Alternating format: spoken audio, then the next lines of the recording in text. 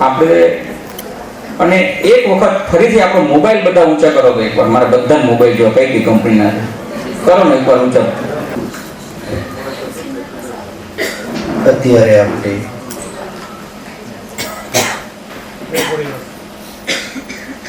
વૈદિક પદ્ધતિથી જીવનની અંદર દિવસે દિવસે વધી રહ્યું છે, લોકોમાં જાગૃતતા પણ આવી રહી છે અને જે રીતે આપણા જીવનમાં પ્રશ્નો વધી રહ્યા છે એ પ્રમાણે લોકો હવે મનને શાંત કરવા માટે પણ વિચારવા માંડ્યા છે.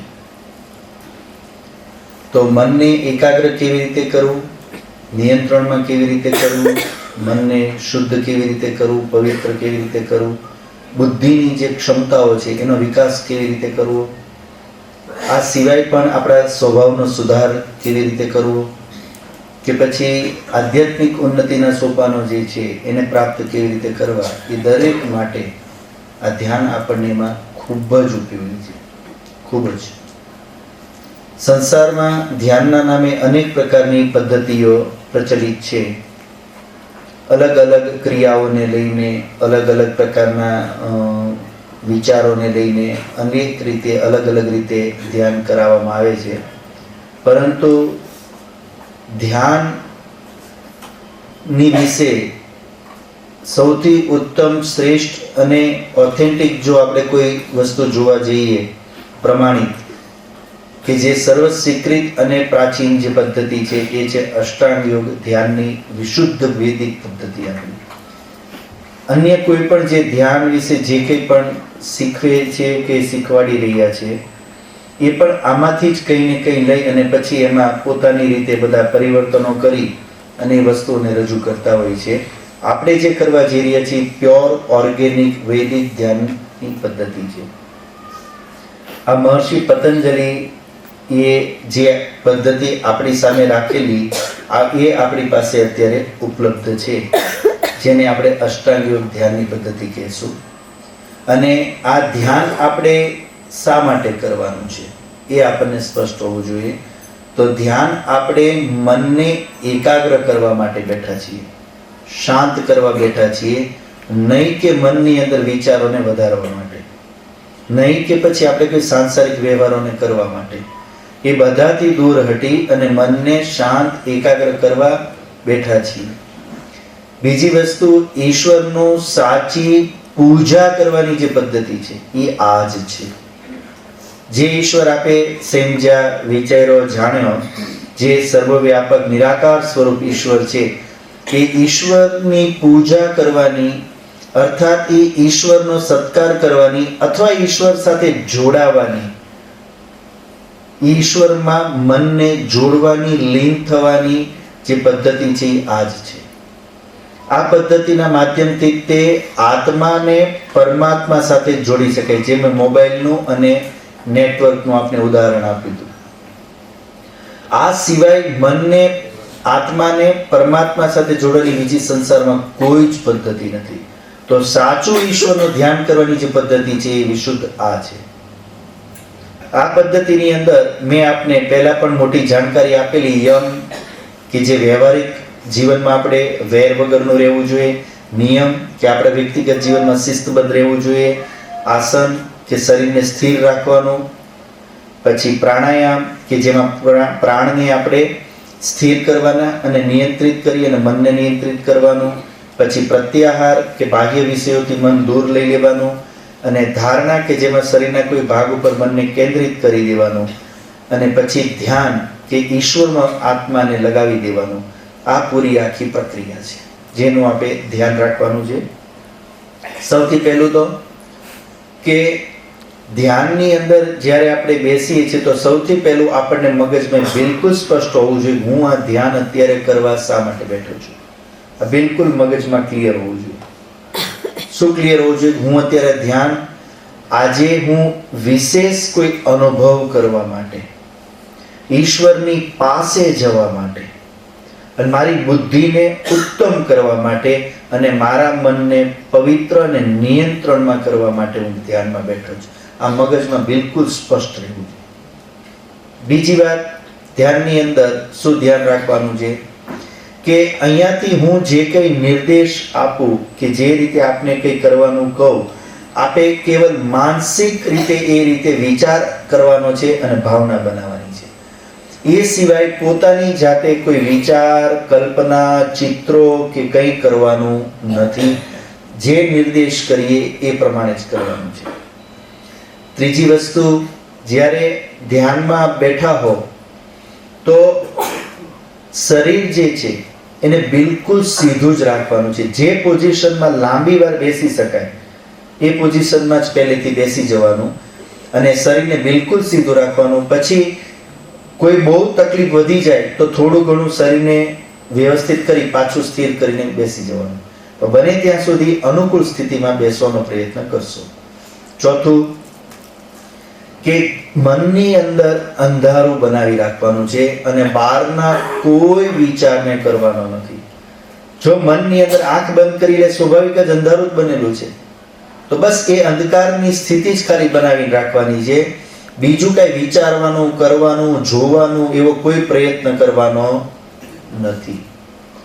એના પછી જ્યારે ધ્યાનની અંદર બેસી ગયા તો બે જ વસ્તુ ચાલશે.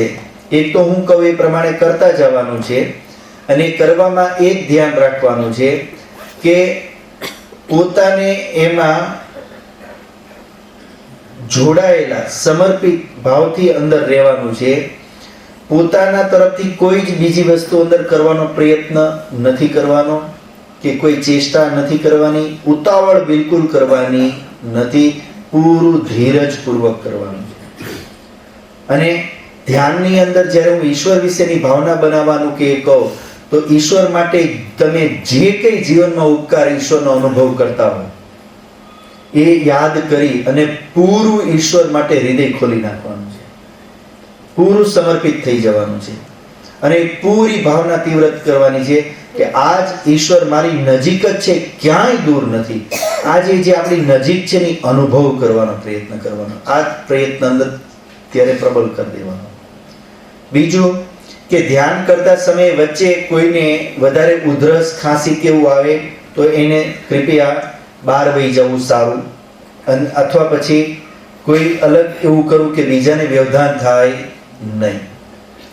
બીજી વસ્તુ કે ધ્યાન કરતા કરતા જો કોઈ આલસ્ય કે પ્રમાદ આવી જાય, બની શકે કે કદાચ કેમ કે લાઇટ ને બધું બંધ છે, થાક પણ હોય તો કદાચ ઊંઘ પણ આવી જાય ને કદાચ કોઈના કોઈ નસકોરા કેવું બોલવા માંડે તો બાજુવાળા એને જગાડી દેવાનું છે. આ ખાસ ધ્યાન રાખશો. ત્રીજી વસ્તુ કે જ્યારે આપણે ધ્યાન કરતા હોય તો આપણું મન છતાં પણ બીજા વિચારોમાં જશે, સાંસારિક વિચારોમાં વયું જશે. મન એ તરફ જશે ખરું. તો જો મન એ તરફ વયું જાય તો પાછું જેવું યાદ આવી જાય એટલે તરત પાછા ધ્યાનમાં વહી આવવાનું છે. પણ સતત બહારના વિચાર કર નથી કરવાના, કેમ કે બહુ થોડા સમય માટે બેઠા છીએ. એટલે એટલી વાર માટે બિલકુલ જાગૃત રહેશું અને તપસ્યા વાળું જ રાખશું આપણું સ્થિતિ, જેથી કરીને આલસ્ય પ્રમાદ આવે નહીં. તો આ આટલા સામાન્ય જે અમુક આપણે ધ્યાન રાખવાનું છે એના વિશેની વાત છે. હવે આપણે ધ્યાન કરવા તરફ આગળ વધશું. એકવાર આપ બધા ઈચ્છો તો પોતાના શરીરને હળવું રિલેક્સ કરવું હોય તો કરી લો, પગ ખોલવા હોય તો ખોલી લો, જેથી કરીને આળસ ન ચડે અને જકડાઈ ન જાય. પગને ખોલી અને તમારે થોડો એને રિલેક્સ કરવો હોય તો કરી અને ફરી પાછા સ્થિતિમાં આસનમાં બેસી જશો.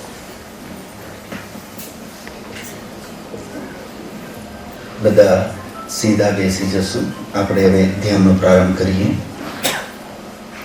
શરીર સીધું રાખી અને બેસી જશું.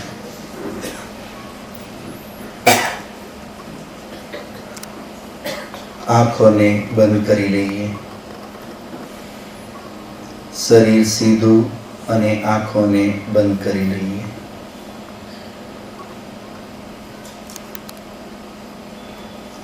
ધ્યાનનું પ્રયોજન વિચાર કરી લઈએ. હું અત્યારે આ સમયે આ સ્થાન ઉપર આ આસનમાં મારા મનને નિયંત્રિત કરી મારી બુદ્ધિના વિકાસ એવં ઈશ્વરની સમીપતાને પ્રાપ્ત કરવા હું બેઠો છું. ઈશ્વરની સમીપતાને પ્રાપ્ત કરવા મારે મારા હૃદય પ્રદેશમાં ઈશ્વરને અનુભવ કરવું છે. આ આપણે પ્રયોજન બનાવી લઈએ. પ્રયોજન બનાવ્યા ઉપરાંત મનની અંદર ચાલી રહેલા બધા જ સાંસારિક વિચારોને વિરામ આપી દઈએ. જે રીતે કોઈ ભરેલો રૂમ સામાન બહાર કાઢી આપણે ખાલી કરી લઈએ અને અંધકારથી શૂન્ય ભરેલો હોય, એ રીતે વિચારોને દૂર કરી મનને ખાલી કરી અંધકારથી ભરેલું શાંત અનુભવ કરવાનો પ્રયત્ન કરીએ. બિલકુલ ખાલી મન, શાંત. શરીરને સીધું રાખી વિચારોને બંધ કરી સંકલ્પ કરી લઈએ, આવનારા થોડા સમય સુધી હવે હું ધ્યાન સિવાયનો કોઈ વિચાર કે ક્રિયા નહીં કરું.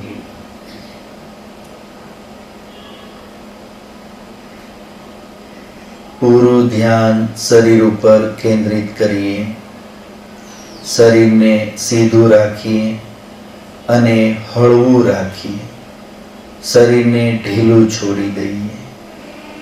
કોઈ પણ પ્રકારનું ખેંચાણ, તણાવ, દબાણ શરીરના કોઈ પણ અંગમાં બન્યું હોય એને ઢીલું છોડી દઈએ, ઢીલું છોડી દઈએ. શરીરને હળવું કરી લઈએ. ધીરે ધીરે શરીરને ઢીલું છોડી દો. ગોઠણ, જંઘા, કમર, ઉદર કે વક્ષસ્થળ, ભુજા, ગરદન કે મસ્તિષ્ક કે શિર, દરેક અવયવને, દરેક અંગોને શરીરના શિથિલ છોડી દઈએ. ઢીલા છોડી દઈએ, ઢીલા છોડી દઈએ, ઢીલા છોડી.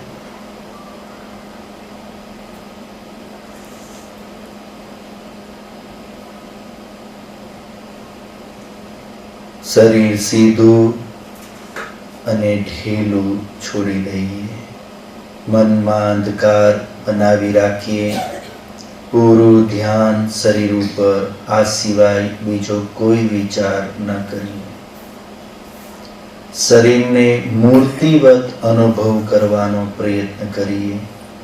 જે રીતે મૂર્તિ હલતી કે ડોલતી નથી, એ રીતે આ શરીર પણ સ્વભાવથી જડ છે, જે મૃત્યુ સમયે જોવા મળે છે. આ જડ શરીરને મૂર્તિવત સ્થિર કરી દઈએ, સ્થિર કરી દઈએ. એવો અનુભવ કરીએ કે આ શરીર મૂર્તિવત સ્થિર બની ગયું છે. કોઈ ક્રિયા, ચેષ્ટા ન કરીએ. હવે પૂરું ધ્યાન નાસિકાના આગળના ભાગ ઉપર કેન્દ્રિત કરીએ અને જે શ્વાસ પ્રશ્વાસ ચાલી રહ્યા છે એના સ્પર્શને અનુભવ કરવાનો પ્રયત્ન કરીએ. પૂરું ધ્યાન નાસિકાના આગળના ભાગ ઉપર અને શ્વાસને ધીરે ધીરે ભીતર ભરી લઈએ. ધીરે ધીરે પૂરી છાતીમાં શ્વાસને ભરી લઈએ અને ધીરે ધીરે બહાર છોડી દઈએ. દીર્ઘ શ્વસનની પ્રક્રિયાને કરશું. એ સિવાય બીજી કોઈ ક્રિયા, અનુભૂતિ કે વિચાર ન કરીએ. શરીર સીધું, મનમાં અંધકાર, કેવલ પ્રાણને ક્રિયામાં જ રત રહીએ. ધીરે ધીરે શ્વાસ ભીતર ભરી અને ધીરે ધીરે બહાર છોડી દઈએ. દીર્ઘ શ્વસનને કરવાનો પ્રયત્ન કરીએ.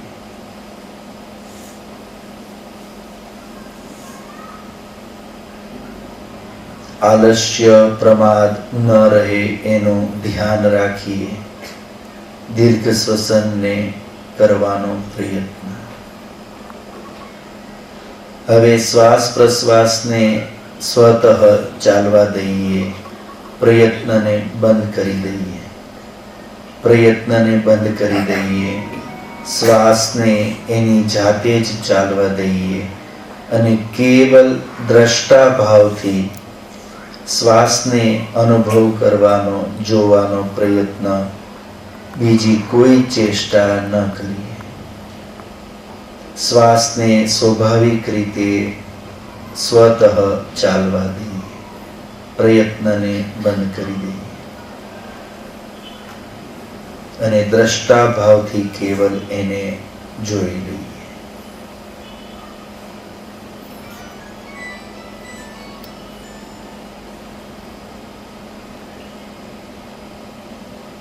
હવે પોતાની ઇન્દ્રિયોનું પરીક્ષણ કરી લઈએ કે અત્યારે આ સમયે હું ધ્યાન માટે બેઠો છું.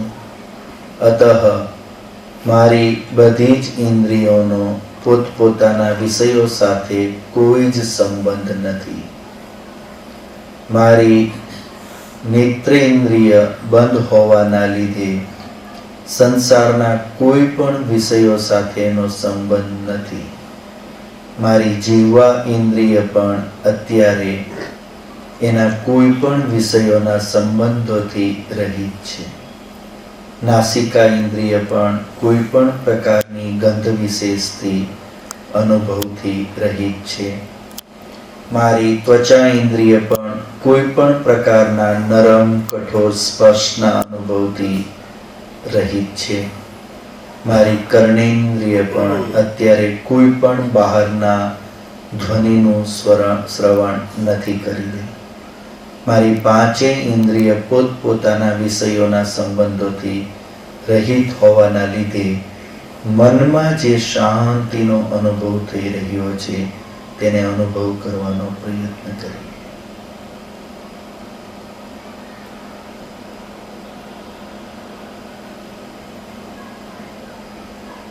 કોઈ ખેંચાણ કે દબાણ બહારનું નથી. બહારના સંબંધોથી રહી શાંત મન.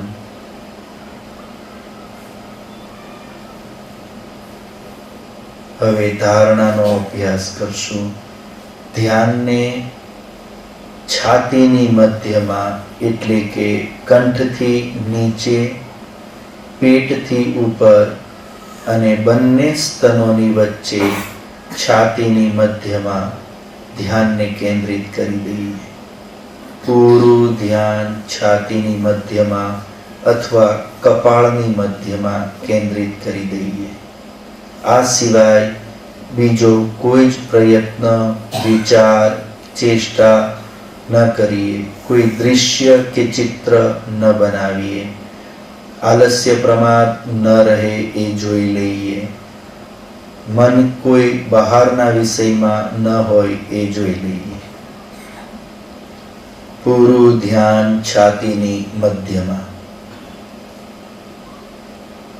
હૃદય પ્રદેશમાં કેવલ હૃદય પ્રદેશને અનુભવ કરવાનો પ્રયત્ન.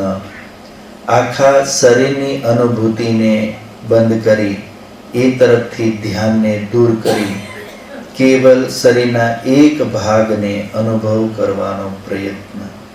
છાતીના મધ્ય ભાગ. ત્યાં કોઈ ઉષ્ણતા, શીતલતા, કોઈ સ્પંદન, કંપન અનુભવ થઈ રહ્યો હોય તો એને અનુભવ કરવાનો પ્રયત્ન કરીએ. આ સિવાય કંઈ જ ન કરીએ.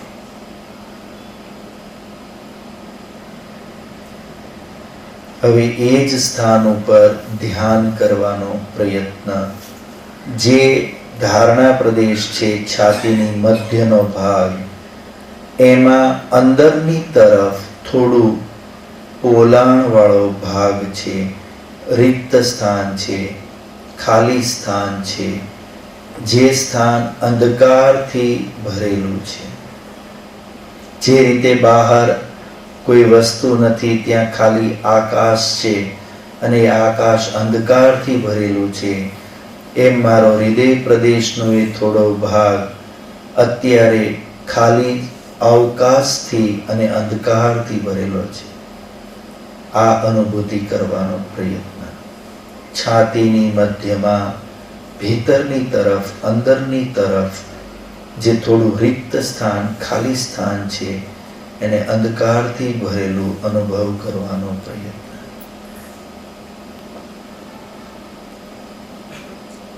આ જ સ્થાન ઉપર હું પોતે સ્વયં ચેતન સ્વરૂપ આત્મા વિદ્યમાન છું. આ હૃદય પ્રદેશમાં જ હું અત્યારે વિદ્યમાન છું. આ અંધકાર મારાથી અલગ છે, એને અનુભવ કરનાર હું આ અંધકારથી અલગ છું. આ હૃદય સ્થાન મારાથી અલગ છે, હું એનાથી અલગ છું. હું આનાથી અલગ છું, આ અંધકાર મારાથી અલગ છે. આ અનુભવ કરનાર, આ અંધકારને જોનાર, આ ક્રિયાને કરનાર જે છે એ જ હું છું. એ જ હું છું.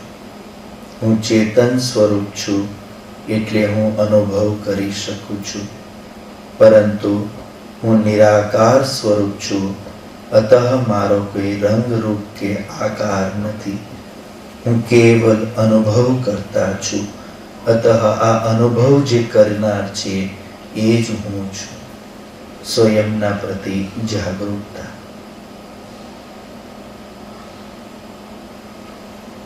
શરીર સીધું, મનમાં અંધકાર, આલસ્ય પ્રમાદ ન રહે, બાહ્ય વિચાર ન રહે, મનમાં કોઈ ચિત્ર ન રહે, એનું ધ્યાન રાખીએ. ફરી એ જ હૃદય પ્રદેશ પર ધ્યાન કેન્દ્રિત રાખી આ જ ખાલી પ્રદેશ કે જેમાં થોડો ખાલી અવકાશ છે, ખાલી જગ્યા કે સ્થાન છે, એ જ આકાશ મારી બહાર પણ વિદ્યમાન છે.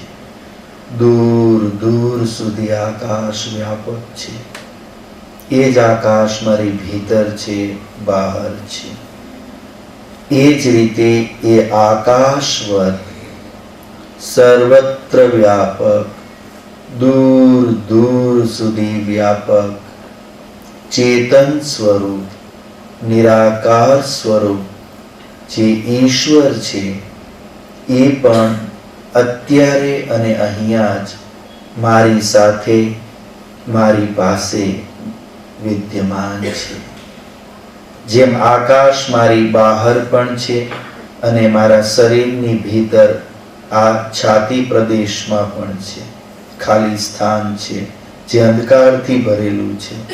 બહારનો આકાશ જેમ અંધકારથી ભરેલું છે, એ જ રીતે આકાશવત સર્વત્ર વ્યાપક અત્યંત સૂક્ષ્મ સ્વરૂપ, નિરાકાર સ્વરૂપ ઈશ્વર અત્યારે અને અહીંયા જ મારા હૃદય પ્રદેશમાં ઉપસ્થિત છે, વિદ્યમાન છે, વિદ્યમાન છે. ઈશ્વરને પોતાના હૃદય પ્રદેશમાં, પોતાની સમીપ ઉપસ્થિત સ્વીકાર કરવાનો પ્રયત્ન. હું ઈશ્વરને અત્યારે જોઈ નથી રહ્યો, કિંતુ ઈશ્વર મને જોઈ રહ્યા છે, મને સાંભળી રહ્યા છે, મને જાણી રહ્યા છે. ઈશ્વર અત્યારે અને અહીંયા જ મારા હૃદયમાં મારી પાસે વિદ્યમાન છે. ઈશ્વર મારી ભીતર, બહાર, ઉપર, નીચે, ડાબી, જમણી, આગળ, પાછળ બધી જ દિશાઓમાં વિદ્યમાન છે. હું ઈશ્વરમાં જ ઉપસ્થિત છું, ઈશ્વર મારામાં છે. ઈશ્વરની ઉપસ્થિતિ અનુભવ કરવાનો પ્રયત્ન, અન્ય કોઈ વિચાર ન કરે. જે ઈશ્વર મારા જીવનના અસ્તિત્વનો આધાર છે, એ અત્યારે જ મારી સમીપ ઉપસ્થિત છે. ઈશ્વરને ઉપસ્થિત માની, ઈશ્વરને સંબોધન કરી, શ્રદ્ધાપૂર્વક ઈશ્વરની સ્તુતિ, પ્રાર્થના, ઉપાસના કરી હે પરમ પૂજનીય, હે પરમ પિતા પરમેશ્વર, હું આપનો પુત્ર આપની શરણમાં છું. હે પરમ પિતા પરમાત્મા, આપ મારી અત્યંત નિકટ અને સમીપ છો. હે પ્રભુ, આપ નિરાકાર સ્વરૂપ છો, અતઃ હું આપને જોઈ નથી રહ્યો. કિંતુ હે પ્રભુ, આપ સર્વવ્યાપક છો, અતઃ આપ મારી ભીતર મારી બહાર બધે જ ઉપસ્થિત છો, વિદ્યમાન છો. હે પ્રભુ, આપ ચેતન સ્વરૂપ છો. પ્રભુ, ચેતન સ્વરૂપ છો, અતઃ આપ મને જોઈ રહ્યા છો, સાંભળી રહ્યા છો, મને જાણી રહ્યા છો. હે ઈશ્વર, હું આપની શરણમાં છું. હે પ્રભુ, આ જીવન, આ શરીર, આ ઇન્દ્રિયા, આ મન, આ બુદ્ધિ, આ સબ મને આપે જ પ્રદાન કર્યું છે. હે પ્રભુ, અમારું અસ્તિત્વ આપની દયાથી ટકેલું છે. આપે મને આ સરસ મજાનું શ્રેષ્ઠ રચના રૂપે આ માનવ શરીર પ્રદાન કર્યું. આ શરીર, એની રચના અદ્ભુત છે, આ આપે કરી. હે પ્રભુ, આપ જ મને આ જીવન જીવા જરૂરી સૂર્ય, ચંદ્ર, વાયુ, પ્રકાશ, આ પદાર્થો પ્રદાન કર્યા. હે પ્રભુ, આપ જ મારા જન્મદાતા, આપ જ મારા પાલનહાર છો, પાલનહાર છો. હે પ્રભુ, આપ મારા જીવનના અસ્તિત્વનો આધાર છો. હે ઈશ્વર, આપે મારા ઉપર અનંત કૃપા કરી, દયા કરી, મને આ બધું પ્રદાન કરી મારી રક્ષા કરો છો, પાલન કરો છો. હે ઈશ્વર, આપ સદા સર્વદા મારું હિત અને મારું કલ્યાણ ઈચ્છો છો. આપ જ પ્રભુ મારા માતા, પિતા, ગુરુ, આચાર્ય છો. હે ઈશ્વર, મારો આપની સાથે નિત્ય સંબંધ છે. મારા લૌકિક માતા પિતા હર જન્મમાં હું બદલું છું, કિંતુ આપ સદા મારી સાથે રહો છો. આપ જ મારા નિત્ય પિતા છો. હું આપનો પુત્ર છું. હે ઈશ્વર, અજ્ઞાનતાવશ કુસંગના લીધે હું આપનાથી દૂર રહું છું, કિંતુ હે પ્રભુ, આજે મને આપની સમીપ આવવાનો અવસર મળ્યો. મારી રક્ષા કરશો. હે પ્રભુ, મને આપની સમીપ રાખશો, આપની નિકટ રાખશો, આપની પ્રેરણા કરશો, મારી રક્ષા કરશો, મારી રક્ષા કરશો. અત્યંત ઈશ્વરની નિકટતા, સમીપતા અનુભવ કરવાનો પ્રયોગ. પ્રભુ પ્રત્યે અત્યંત વિનમ્રતા, કૃતજ્ઞતાનો ભાવ કે પ્રભુ આપે મને આ ઉત્તમ અવસર આપી મારું કલ્યાણ કર્યું, મને આ ઉપાસના સંધ્યાનું સુખ પ્રદાન કર્યું. ઈશ્વર પ્રત્યે અત્યંત કૃતજ્ઞતાનો ભાવ, સમર્પણનો ભાવ. આ ભાવ રાખી પંક્તિઓના માધ્યમથી ઈશ્વર પ્રત્યે સમર્પણ પ્રકટ કરશો. એક વાર હું બોલીશ, બીજી વાર આપ બોલશો. પ્રભુ તુમારે પાવન પથ પર जीवन अर्पण है सारा, प्रभु तुम्हारे पावन पथ पर जीवन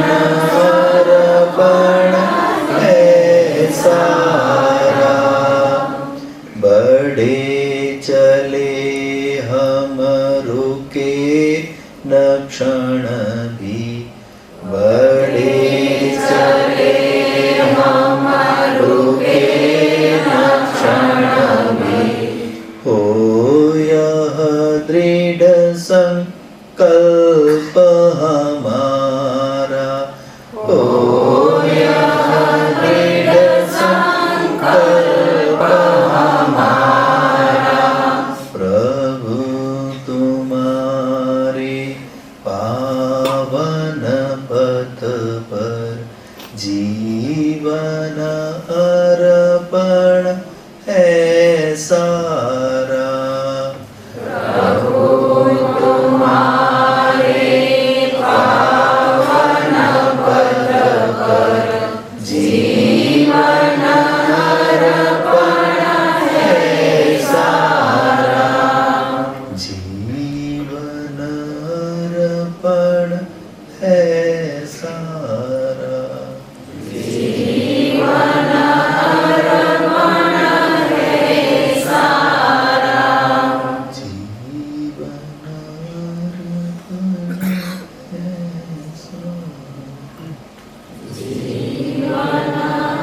अर्पण है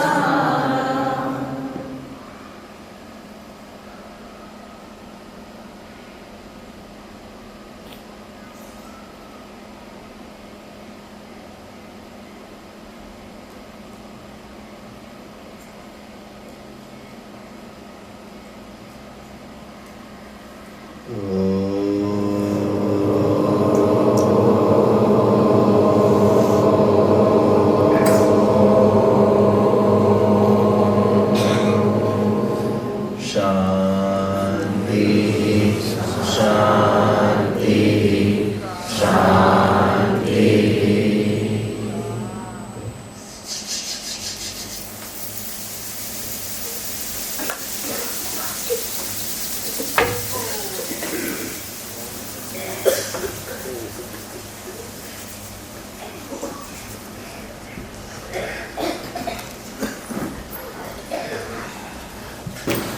मनने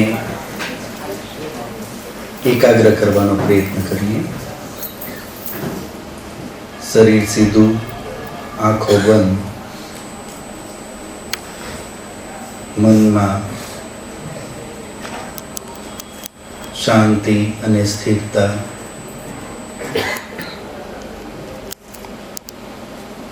बहारना बधा विचारों विराम અને અત્યારે હું કયા કાર્ય માટે ઉપસ્થિત છું તેનો વિચાર કરવાનો પ્રયત્ન। શું મેળવવું છે, શું પ્રાપ્ત કરવું છે, શું મારે જોઈએ છે એનો વિચાર।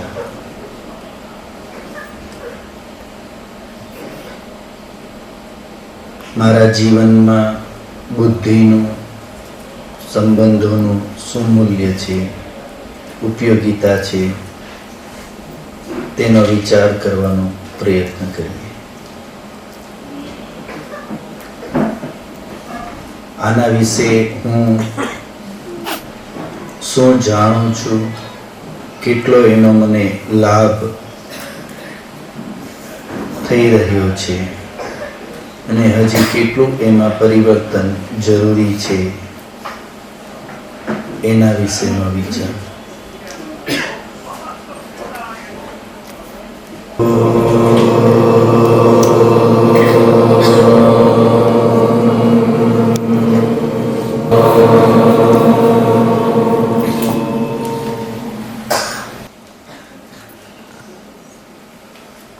શેના માટે ભેગા થયા છીએ આપણે બધા?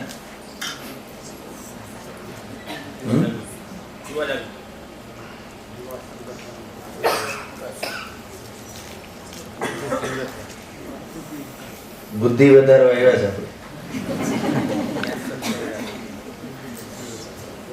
શેના માટે? બુદ્ધિને તીવ્ર કરવા, યાદ શક્તિ વધારવા, એના માટે આપણે અત્યારે બધા ભેગા થયા છીએ।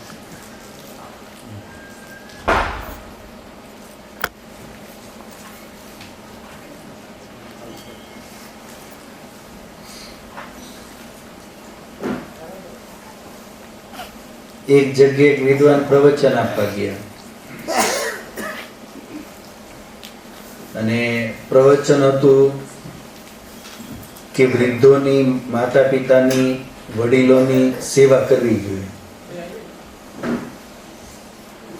એ પ્રવચન પૂરું થવા આવ્યું, પૂરું થયું એટલે બધા રોતા હતા એ પ્રવચન સાંભળીને, ભાવુક થઈ ગયા। બાજુમાં બીજા વિદ્વાન બેઠા હતા, એને પૂછ્યું બધાને, રોતા હતા એ બધાને, કે પ્રવચન તો સરસ હતું, મને ગમ્યું, કે ઘણું બધું સરસ, પણ કે તમે બધા રોવા કેમ મીડા? કે જેમને સેવા કરવાની સાંભળવાનું છે તો એક હતા નહીં, એક તો દુઃખી છે, સાંભળવા વાળા હતા નહીં, ને સાંભળીને વધારે દુઃખ થયું. કઈ નહીં, આપણે જે કઈ છે આપણી સામે હાજર એટલાને લઈને કંઈક કરશું, થોડો ઘણો પ્રયત્ન.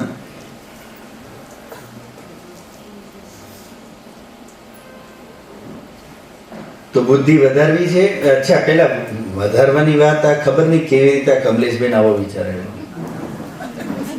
કોણ બુદ્ધિ વાળું નથી કયો તમે? હે, આપણે બુદ્ધિ વાળા છીએ કે નથી? બુદ્ધિ વાળા છીએ કે નથી? શીખીએ જ વધારે કે શીખવાડીએ જ વધારે?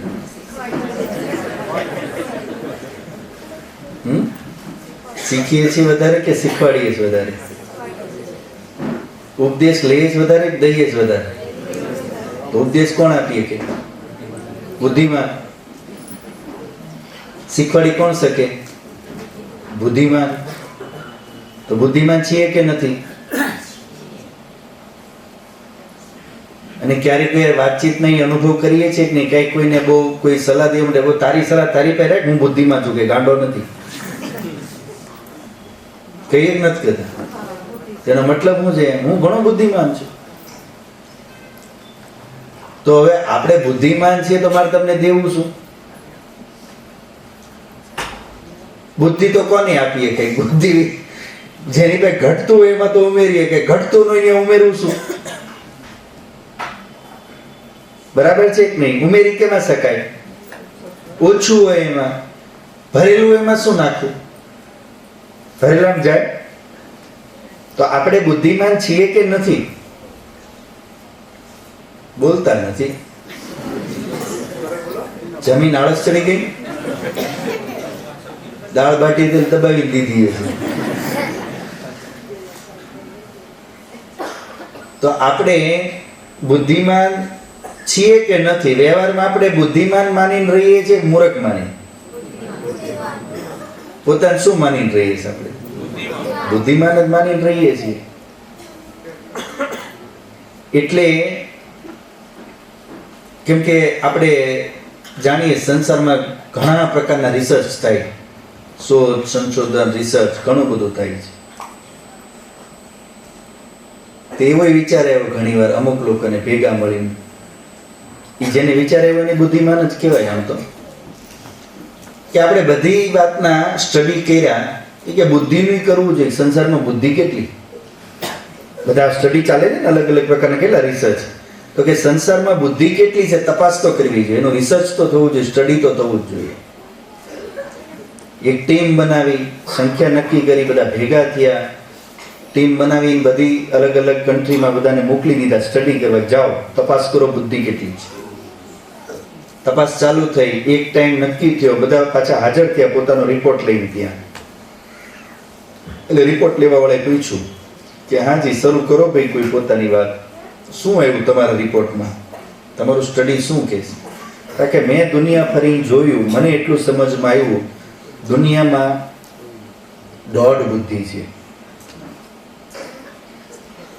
રિસર્ચ વાળો થોડો વિચારવા પડી ગયો, દોઢ બુદ્ધિ એટલે તો શું હશે? કઈ નહીં, બીજાને પૂછ્યું હાજી આપનો રિપોર્ટ શું કહે છે? એને કીધું કે હું જે દિશામાં, જે કન્ટ્રીમાં, જે લોકો વચ્ચે ગયો, મેં જે સ્ટડી કર્યું, તો મારું ઓપિનિયન પોલ એમ કહે છે દોઢ બુદ્ધિ છે. ત્રીજાને પૂછ્યું, ચોથાને પૂછ્યું, એટલે બોલો રિપોર્ટ લેવાળો કે દોઢ દોઢ દોઢ કેમ આવે છે બધે? એ કે દોઢ કેવી રીતે? એટલે કે અમે જેને જેને મળ્યા, જેની હારે વાત થઈ, અમને બધાએ એવું કીધું કે મારી તો પૂરી અને આખી દુનિયાની મળીને અડધી, આખી દુનિયાની મળીને અડધી, અને મારી ટોટલ કેટલો થયો? દોઢ બુદ્ધિનો. લખેતા ઘણા વાતમાં બહુ દોઢ બુદ્ધિનો. આમાં કાઠિયાવાડનો તો બહુ કે બહુ વધારે પડતો કોઈ હોશિયાર થવા જાય ને તો કે બહુ દોઢ બુદ્ધિનો થામાં, દોઢ ડાયો થામાં.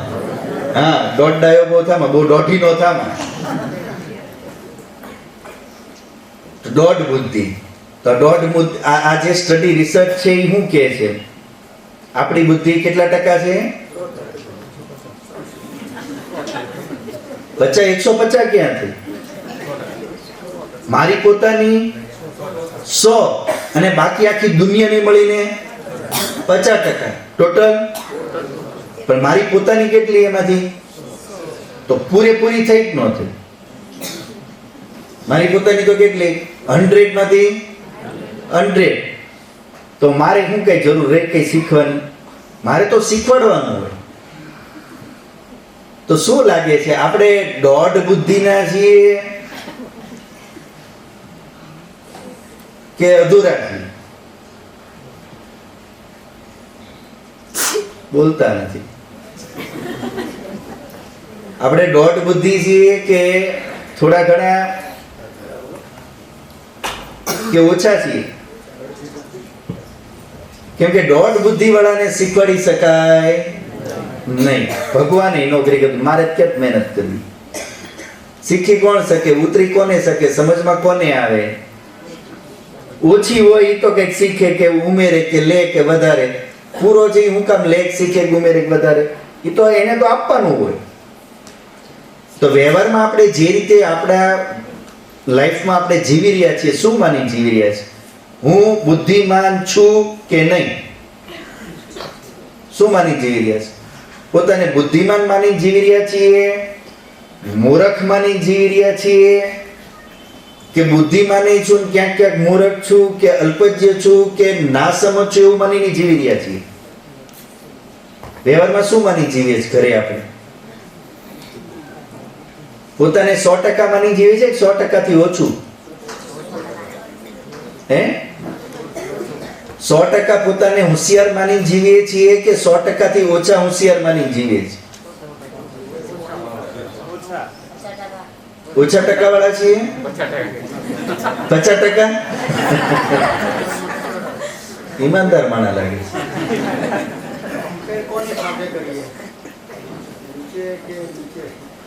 કમ્પેર નો પ્રશ્ન જ કે હું જીવું છું કેમ? 50 હું મને પોતાને હોશિયાર માની જીવું છું કે હું બહુ હોશિયાર છું? ખાવાની વાત તો કે હોશિયાર, વ્યવહારની વાત તો કે હોશિયાર, લેવા દેવાની વાત તો કે હું હોશિયાર, બધી વાતમાં હોશિયાર. મારો વિષય ન હોય તો એમાંય હું હોશિયાર. આવી રીતે જીવીએ છીએ કે આપણે ક્યાંક માનીએ છીએ ક્યાંક નથી માનતા, એવી રીતે જીવીએ છીએ. વ્યવહારિક બુદ્ધિ બરાબર છે, હા, પણ બીજી અમુક બાબતમાં આપણને ક્યાંક કમી હોઈ શકે. હોય પણ નહીં હોઈ શકે. એ તો વાસ્તવિકતા થઈ. હું તો એ પૂછું છું સાયકોલોજી શું છે, આપણી માઇન્ડ શું છે આપણું? આપણે પોતાને શું માની જીવીએ છીએ? પરફેક્ટ કે મારામાં કઈ કમીઓ છે, સુધારની જરૂર છે, એવું સ્વીકારીને જીવીએ છીએ? બિલકુલ કમીઓ છે. જો છે એ અલગ વસ્તુ છે, પણ હું એક્સેપ્ટ શું કર્યું છે? મારા બિહેવિયરમાં શું બહાર આવે છે? હું બુદ્ધિમાન છું. મારા વ્યવહારમાં તો શું આવે છે બહાર? હું પરફેક્ટ છું, હું બુદ્ધિમાન છું, મારાથી વધારે કોઈ હોશિયાર નથી, મને સમજાવવાની જરૂર છે. બધી મને ખબર છે હું કેટલો છું. તો બહાર તો આમ જ વાત કરીએ, મને કઈ કહેવાની જરૂર નથી, મને આવડે છે. હું કઈ ગાંડો નથી. હું ગાંડો નથી મતલબ હું હોશિયાર છું, હું બુદ્ધિમાન છું. હવે જે પોતાને બુદ્ધિમાન જ માનતા હોય, બુદ્ધિમાન માની જીવતા હોય, તેને કોણ શીખવાડીએ કે સમજાવી કે ગયો? શીખી સમજી તો કોણ શકે કે જે પહેલું તો ઓપન માઇન્ડ હોય અને ઓનેસ્ટલી એક્સેપ્ટ કરી શકતા હોય, માની શકતા હોય કે હા ભાઈ અમુક વાતોમાં મારામાં કમીઓ, દોષ, ત્રુટિ છે, અમુક વસ્તુઓમાં મારે સુધાર કરવાની જરૂર છે. આવું એક્સેપ્ટ આપણે કરી શકતા હોય અને એ રીતે આપણે રિસ્પોન્સ દેતા હોય અને એ રીતે જીવતા હોય તો ફેર પડી જાય કે ન પડી જાય જીવનમાં? તો એ કેવો રહેશે? ઓપન માઇન્ડ હશે. કેવો હશે? એ શીખવા માટે, જાણવા માટે એ તૈયાર હશે. નહીં તો ઊંધા લોટા માથે નળ ચાલુ કરીને મુદ્દો કીધી ભરાય, ગમે એટલો રાખો તો સીધો ન થાય ત્યાં ભરવો કે? તો માનસિકતા જે છે હું પરફેક્ટ છું, હું ઓકે છું અને મારામાં કોઈ કમી નથી અને હું બુદ્ધિમાન છું, હોશિયાર છું, મારી જાતનો હું ઘણો બધો છું. આ શું કહેવાય? ઈગો. શું કહેવાય? ઈગો અથવા પોતાના વિશેનું એક વધારે પડતું આંકન. તો એવી સ્થિતિમાં આપણે પોતાને વધારે શું થાય ઇમ્પ્રૂવ કરી શકીએ નહીં. તો આ તો ખાલી હું વાત કરવા માંગુ છું, ભાઈ બુદ્ધિની વાત તો કરવી છે, પણ પહેલા એ તો સામે આવે વાત કે ભાઈ આપણે બુદ્ધિ કે પોતાની બુદ્ધિમાન તો માની નથી બેઠા ને. લોટો સીધો તો છે ને ભાઈ, તો કઈક જાય, નહીતર ઊંધામાં કાંઈ મેળ પડશે નહીં. ગમે એટલો તમે એમાં એની પર ચાલુ રાખો. તો પહેલું તો એ છે કે ઓપન માઇન્ડ હશે અને આપણે જાણતા શું ભાઈ ઘણું ખરું મને ખબર છે ને ઘણું ખરું નથી, પણ એટલે વ્યવહારની અંદર જો જલ્દીથી આપણને કોઈ આપણી ભૂલ દેખાડે તો આપણે તરત એક્સેપ્ટ કરવા તૈયાર હોઈએ છીએ કે તરત જ એને આપણે આન્સર દઈ દઈએ છીએ. આપણને વ્યવહારમાં કોઈ આપણી ભૂલ દેખાડે કે સમજાવે તો આપણે તરત સ્વીકાર કરીને એનો આભાર માની અને સુધાર કરવા ઉપર ધ્યાન દઈએ છીએ કે તરત કોઈ બહાનું બનાવવામાં કે એને સામો રોકડો જવાબ દેવામાં ધ્યાન દઈએ? તરત જ આપણે પ્રતિકાર કરશું. ના ના, એ તો આમ હતું, આમ હતું, એ તો આમ હતું, મને ખબર છે, એ તો આમ થઈ ગયું, તેમ થઈ ગયું, નહીં તો હું ભૂલી ગયો, બાકી મને બધી ખબર પડે છે. એમ નહીં કે હા ભાઈ મને નતું આવડતું, તમે કીધું સારું થયું, ખબર પડી, હવે હું સુધારી લઈશ. એવું આપણે કરી શકતા નથી. આપણો ઈગો આડો, આપણી હઠ આડી આવે. આપણને થાય કે એની જાતને મોટી માનશે, મન પાછો નાનો માનશે, દબાવશે અથવા ફરીવાર પાછો કહેશે, ટોર્ચર કરશે. એટલે આપણે શું કરીએ એને સાંભળવા જ માગીએ કે આમ અંદર શીખી લે, સમજી તો ગયા કારો એને સાચું કીધું, પણ એની સામે એક્સેપ્ટ ન કરી તો નાના થઈ જાય ને પાછા. એટલે ઘણી બધી જગ્યાએ આપણે આપણા વ્યવહારને જોશું તો આપણે પોતાને વધારે છીએ એના કરતા માનીને ચાલતા હોઈએ છીએ. એમાં સુધાર કરવાની જરૂર છે, કેમ કે એ કર્યા વિના અંદર કંઈ નાખી શકાશે નહીં. તો બુદ્ધિની વાત ચાલે છે. આ તો બુદ્ધિ એટલે શું? આપને શું લાગે છે બુદ્ધિ શું છે? બુદ્ધિ કોને કહેવાય? બુદ્ધિ એટલે શું? આપને શું સમજમાં આવ્યું છે? આખી દુનિયામાં પડી છે બુદ્ધિ વધારો, બુદ્ધિ વધારો, આ ખાવ બુદ્ધિ વધશે ને ઓલું ખાવ બુદ્ધિ વધશે, આમ કરો તો બુદ્ધિ ખરાબ થશે ને આમ કરો તો બુદ્ધિ તેમ થઈ જશે, તારામાં તો બુદ્ધિ જ નથી ને હારી બુદ્ધિ વાળો તો આવો હોય. તો બુદ્ધિ બુદ્ધિ બુદ્ધિ કરીએ, પણ બુદ્ધિ એટલે હું? જે નિર્ણય કરે અને કામના કરે તે બુદ્ધિ. બહુ સરસ. જે નિર્ણય કરે અને કામના કરે એ બુદ્ધિ. સરસ. બીજું કોઈ? કોઈ વિષય કે વસ્તુને સમજવાની ક્ષમતા. કોઈ વિષય કે વસ્તુને સમજવાની ક્ષમતા, એનું નામ બુદ્ધિ. બીજું કોઈ? જ્ઞાન. વિવેકશીલતા હોવી. વિવેકશીલતા હોવી એનું નામ બુદ્ધિ. તો બુદ્ધિથી શું સમજમાં આવે છે આપણને? બુદ્ધિ એટલે શું? હશે કઈ કે આપોઆપ કામ કરતું હશે, જેમ લીવર કરે છે, આપણે ખાતા કરો હે, હશે કંઈક ગોઠવું હશે કે હશે દશે, આપણે ક્યાંય જોવું ને જાણવું ને એમાં ઊંડા ઉતરવું. આપણે આપણું કર્યા કરો ને એનું કામ કરશે ને આપણે આપણું કરો હે. તો બુદ્ધિ એટલે શું? તો અલગ અલગ જે જવાબ આવ્યા છે આપણી સામે,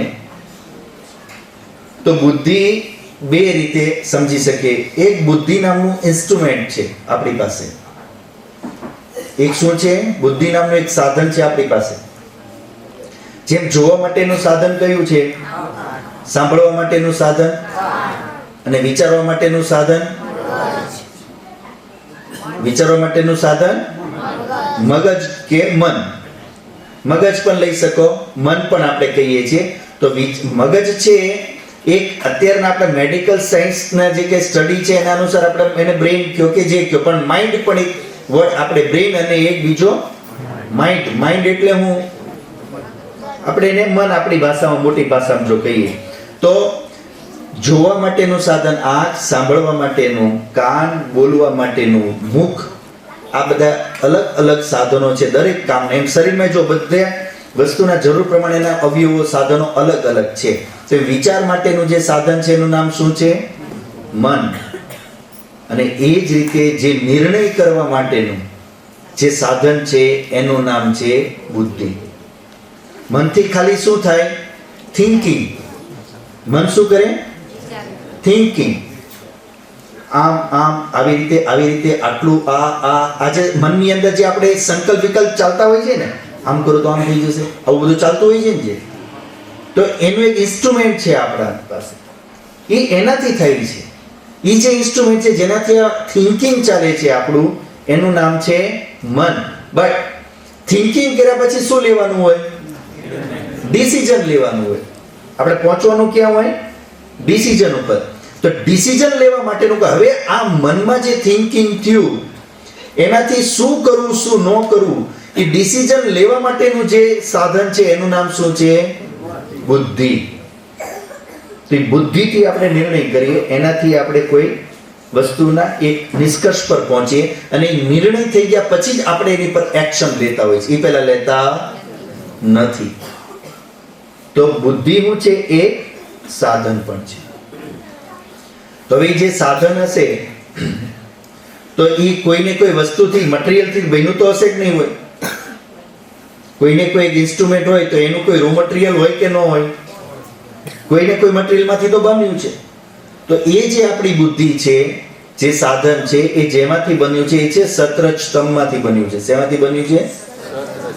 સતરજ સ્તંભ. આમાંથી બનેલું છે. અને એ ત્રણેયની એક અલગ અલગ કેરેક્ટરિસ્ટિક છે સતરજ સ્તંભની. જે સત છે એ કેવું છે? પ્રકાશયુક્ત તત્વ છે, અને નોલેજ સ્ટોર કરવાની એમાં કેપેસિટી છે, કરવાની કરાવવાની. બીજું રજ નામનું જે તત્વ છે એની અંદર ગતિ છે, ક્રિયા. અને બીજું તમ નામનું જે મટીરિયલ છે એની અંદર શું છે? સ્થિરતા, જાડ્યપણ. સત્ય જે છે એ આપણને ફિલિંગ પણ અમુક વસ્તુ કરી શકે. જ્યારે સત છે એ આપણા ફિલિંગમાં આવે તો આપણને સુખનો અનુભવ થાય, રજોગુણ અનુભવમાં આવે તો દુઃખનો અનુભવ થાય, અને તમોગુણ અનુભવમાં આવે તો મૂઢતાનો અનુભવ થાય. તો એનાથી આપણી પર એની ઇમ્પ્રેશન પણ પડે છે, એક ફિલિંગ પણ એનાથી આવે, અને સાથે સાથે એની ઇમ્પ્રેશન પણ પડે, પ્રકાશ, ગતિ અને જડતા. તો આ જે બુદ્ધિ રહી આ ત્રણમાંથી બની છે, તો એમાં સત્વ ગુણ વધારે છે, એનાથી ઓછો રજોગુણ છે, એનાથી ઓછો એમાં તમોગુણ. ત્રણેયને મિક્સ કરીને બનેલી આ વસ્તુ જે છે એનું નામ શું છે? બુદ્ધિ. તો સૌથી વધુ એમાં શું છે? સત્વગુણ છે.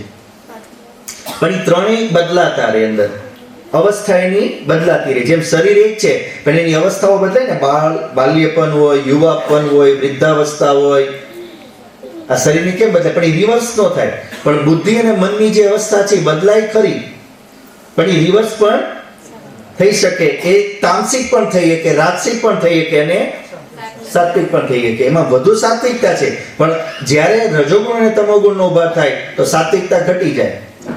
તો બુદ્ધિ જે આપણી રહી એ સાત્વિક હોવા છતાં એમાં રજ અને તમ રહેવાના કારણે એનો જ્યારે પ્રભાવ પડે તો બુદ્ધિ ઘટી જાય.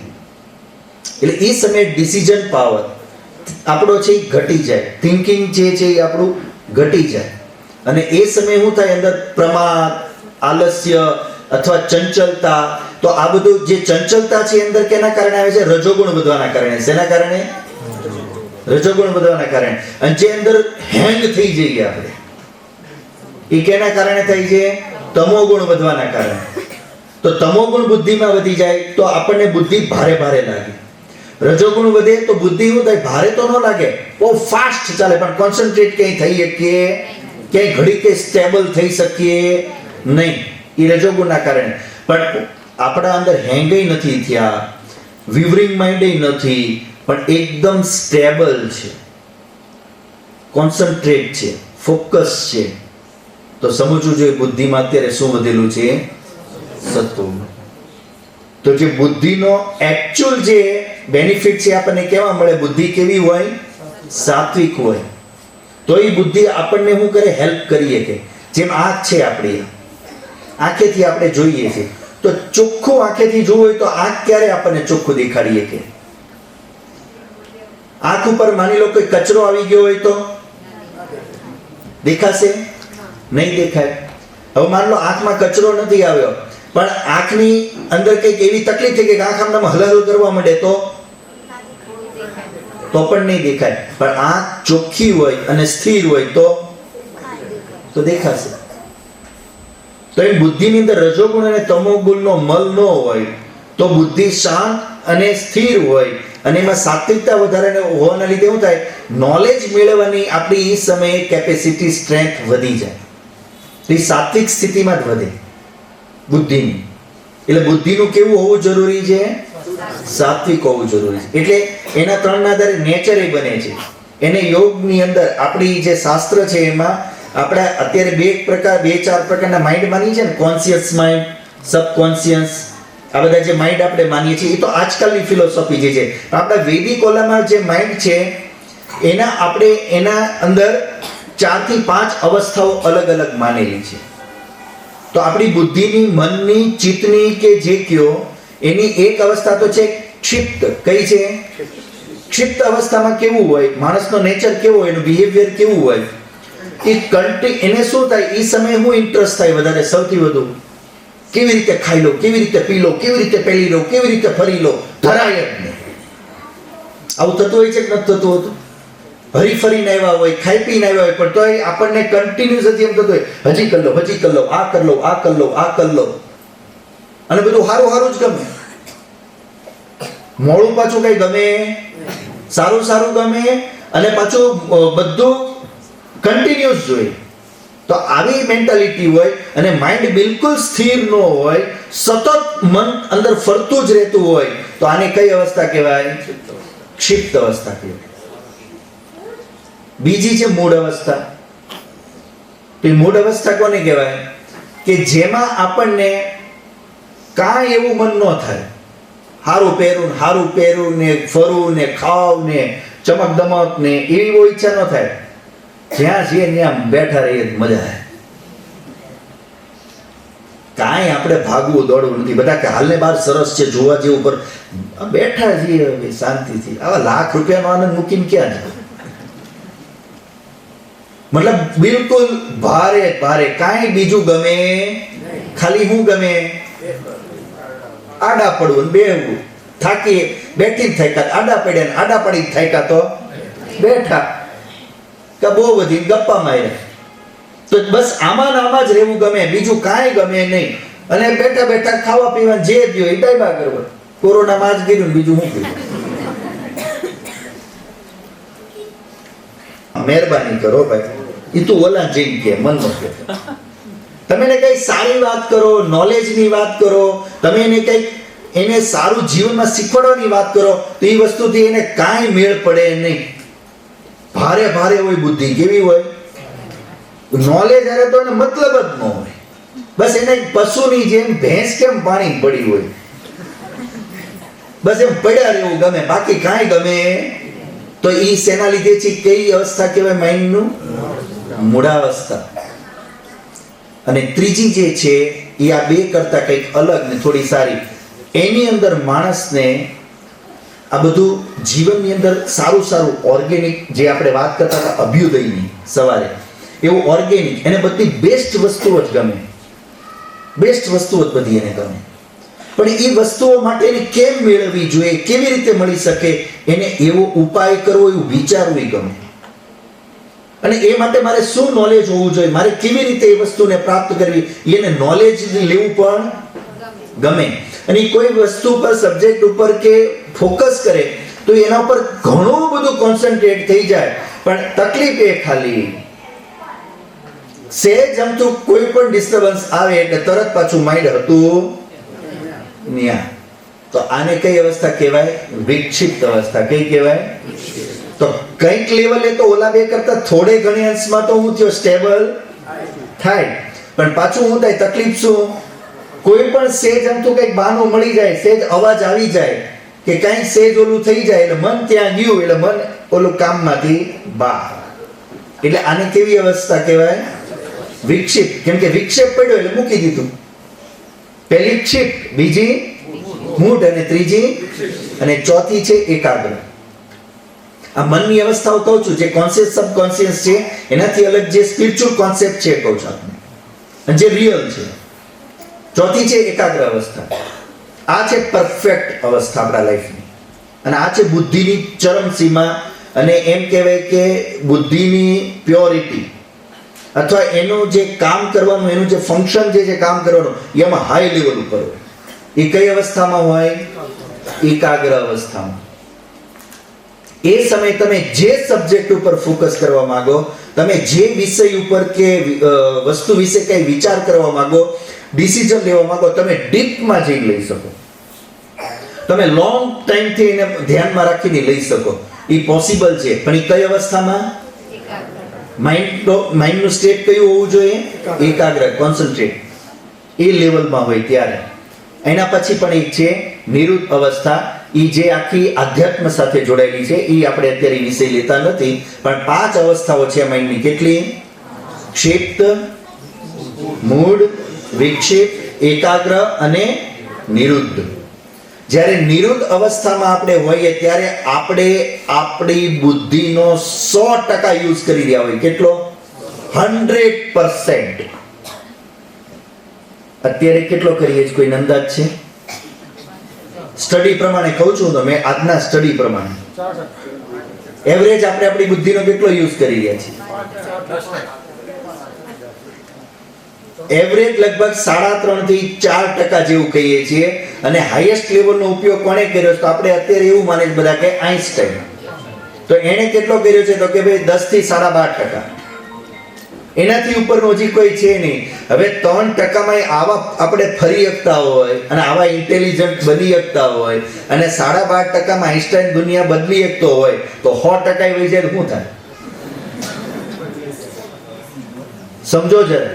મતલબ બુદ્ધિની તાકાત જો તે આપણને જે ન્યુરોન્સ મળ્યા છે, ન્યુરોન્સનો આપણે 5% યુઝ કરી શકતા નથી. જે સ્ટ્રેન્થ છે આપણી પાસે, આપણે એનો એટલો યુઝ કરી જ નથી રહ્યા. બહુ નોર્મલ પશુવત એનિમલ જેવી રીતે કેવલ ખાવા પીવાનું ઉઠવા બેઠવા માટે કરે ને એટલો જ કરીએ છીએ આપણે. એનાથી વધારાનો કોઈ યુઝ કરતા નથી. અને એ જ્યારે તમે એકાગ્ર અવસ્થામાં કે નિરુદ્ધમાં હો ત્યારે બુદ્ધિ આપણી હાઈ લેવલે હોય છે. અને આ બુદ્ધિને બીજી રીતે આપણી ભાષામાં કહીએ તો આ બુદ્ધિ 3 પ્રકારની છે. કેટલા પ્રકારની? લકડ બુદ્ધિ, રબડ બુદ્ધિ, તેલ બુદ્ધિ. કેટલા પ્રકારની છે? કઈ કઈ?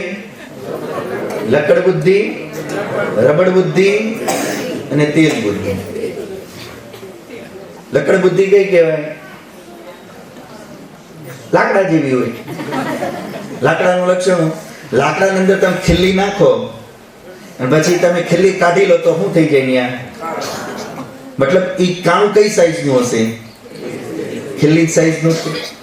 એટલે ઘણાની બુદ્ધિ છે ને લકડ બુદ્ધિ હોય. એને તમે એમ કીધું હોય ને કે આ ભાઈ દરવાજો બંધ રાખજે નહીતર કૂતરું આવશે. શું કીધું? આ દરવાજો બંધ રાખજે નહીતર કૂતરું આવશે. માં ગઈ બહાર અને દરવાજે ઊભો તો કૂતરું આવ્યું એટલે એને શું કર્યું? શું કર્યું? એને દરવાજો બંધ કરી દીધો. કૂતરું વયું ગયું. હવે ન્યા આવ્યું બિલાડું.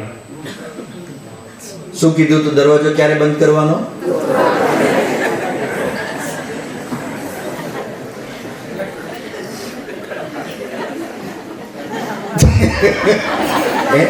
ગાય આવી, કૂતરું આવ્યું, કોઈ ઓલો ભંગારીઓ આવ્યો, ગમે તે આવ્યો. માએ આવી પૂછ્યું આ હું? કે તે તેમ કીધું તું કૂતરું આવે બંધ કરજે. અરે પણ કોડા ઈ સમજી જાય માણસ કે ભાઈ બધા માટે બંધ કરવાનું છે. તો બસ જે કીધું એટલું જ કરે ને લકડ બુદ્ધિ. ખાલી કીધું એટલું જ, એના જ વધારે નહીં.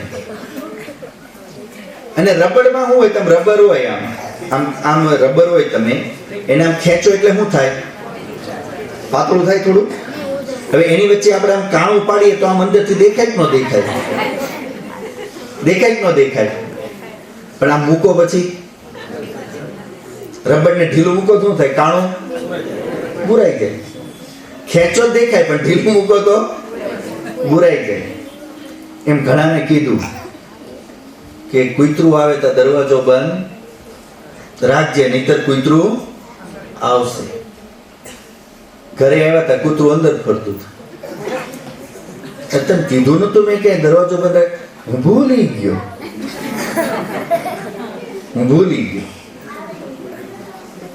યાદ કરાવો, રબડ ખેંચો ને તો કાણું દેખાય, અને રબડ ઢીલું મૂકો તો એમ. એને યાદ કરો તો યાદ આવે, હા તમે કીધું જ કા, હું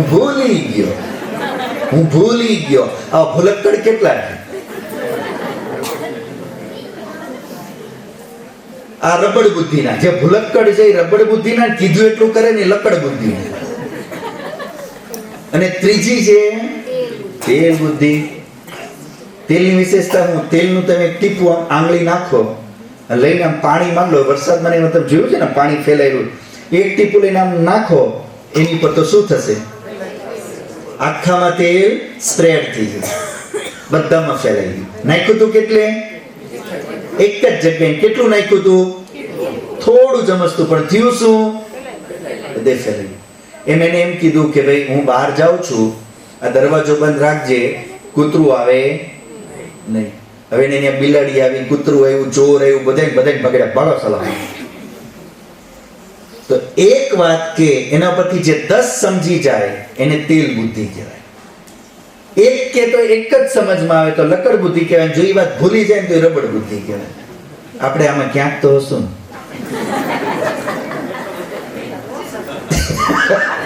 આ કોઈ બીજાની વાત નથી થતી, યુરોપ ખંડ વાળાની આપણી જ હાલત છે. આપણે આમાંથી ક્યાંક છીએ જ નહીં. અચ્છા, કેટલાને એવું લાગે છે કે હું નામ નહીં કહું, લકડ બકડ 1 નંબરમાં આવું છે, એવા કેટલાને લાગે છે?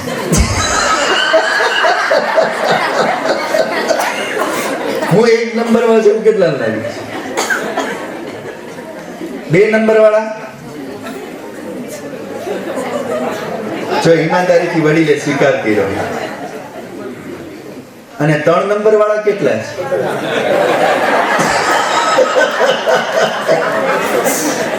ઈમાનદારથી હાલો, 3 માં કર્યો તો નહીં, પણ પહેલા બીજામાં નો હિલા કે તમારા માટે કઈ ચોથું નવું રિસર્ચ કરવું પડશે. આમાં ક્યાંક હશું ને આપણે. અને જે ઓલી મેં 4 અવસ્થાઓ કીધી, એ પણ એમાંથી ક્યાંક એકમાં તો હશું જ નહીં. કાં ક્ષિપ્તમાં હશું, કાં મૂઢમાં હશું, અને કાં તો એકાગ્ર, તો બહુ દૂરની વાત છે. તો કહેવાનો મતલબ બુદ્ધિને તીવ્ર કરવી છે. તો તીવ્ર કેવી રીતે થાય? તો હવે એના ઉપાય હું ફટાફટ આપને કહી દઉં છું કે આ બુદ્ધિ, આ તો આપને ભૂમિકા બાંધી શું છે વાસ્તવિકતા, પણ આ બુદ્ધિને તીવ્ર કરવી હોય તો એના અમુક ઉપાયો આપણે કરવા પડે. સૌથી પહેલું તો છે ખાનપાન. જનરલી આપણને અત્યારે કઈ વસ્તુ વધારે ભાવે, કયો ટેસ્ટ વધારે ગમે? ચટપટું. જેટલું વધારે ચટપટું હોય એટલી મજા આવે. ચિપ્સ ને વેફર ને આ બધું જેટલું છે. તો જેવું આપણે આહાર જેવું, કેમ કે બુદ્ધિ બનવાની છે કે નથી? ખોરાક જે આપણે લેવાના, ડાયટ જે આપણી છે, આખું બોડી એનાથી બન્યું છે આપણું. તો એની જ ઇમ્પ્રેશન આવવાની છે આપણી બુદ્ધિ ઉપર. તો જો આપણે પહેલી વસ્તુ બુદ્ધિને ઘટાડનારી કઈ કઈ વસ્તુ છે સાંભળી લો. કઈ વસ્તુઓથી બુદ્ધિ ઘટે છે અથવા બુદ્ધિને નુકસાન થાય છે કે જેનાથી બુદ્ધિ ક્ષિપ્ત યા તો મૂઢ બની જાય છે. તો સૌથી પહેલી વસ્તુ તો જે છે એ છે વ્યસન. પહેલી વસ્તુ કઈ છે? વ્યસન. કોઈ પણ પ્રકારનું બીડી, તંબાકુ, ગુટકા, આલ્કોહોલ, કોઈ પણ ટાઈપનું વ્યસન, ઇવન ચા કોફી પણ એમાં આવી જાય. તો આ કોઈ પણ વ્યસન જો હશે તો એ બુદ્ધિને શું કરશે? ઘટશે જ, એ ઘટાડશે જ. ચા, કોફી, તમાકુ, બીડી, ગુટકા, આલ્કોહોલ, કોઈ પણ ચરસ, ગાંજો બધું આવી ગયું. આ વસ્તુઓથી બુદ્ધિ ઘટી જાય. જો આ કે ખાતા પીતા હોય, આની આદત હોય, આની આપણને ટેવ હોય તો. બીજું જે બુદ્ધિ ઘટવામાં જે કારણ છે એ શું છે કે કોઈ પણ પ્રકારના દુર્ગંધિત પદાર્થો ખાવા. કયા પદાર્થો? જેમાં દુર્ગંધ આવતી હોય એવા પદાર્થોનું સેવન કરવાથી શું થઈ જાય? બુદ્ધિ ઘટી જાય. તો દુર્ગંધિત પદાર્થમાં શું આવશે? દાળ બાટીમાં શું ખાધું? અત્યારે દાળ બાટીમાં શું હારે હતું?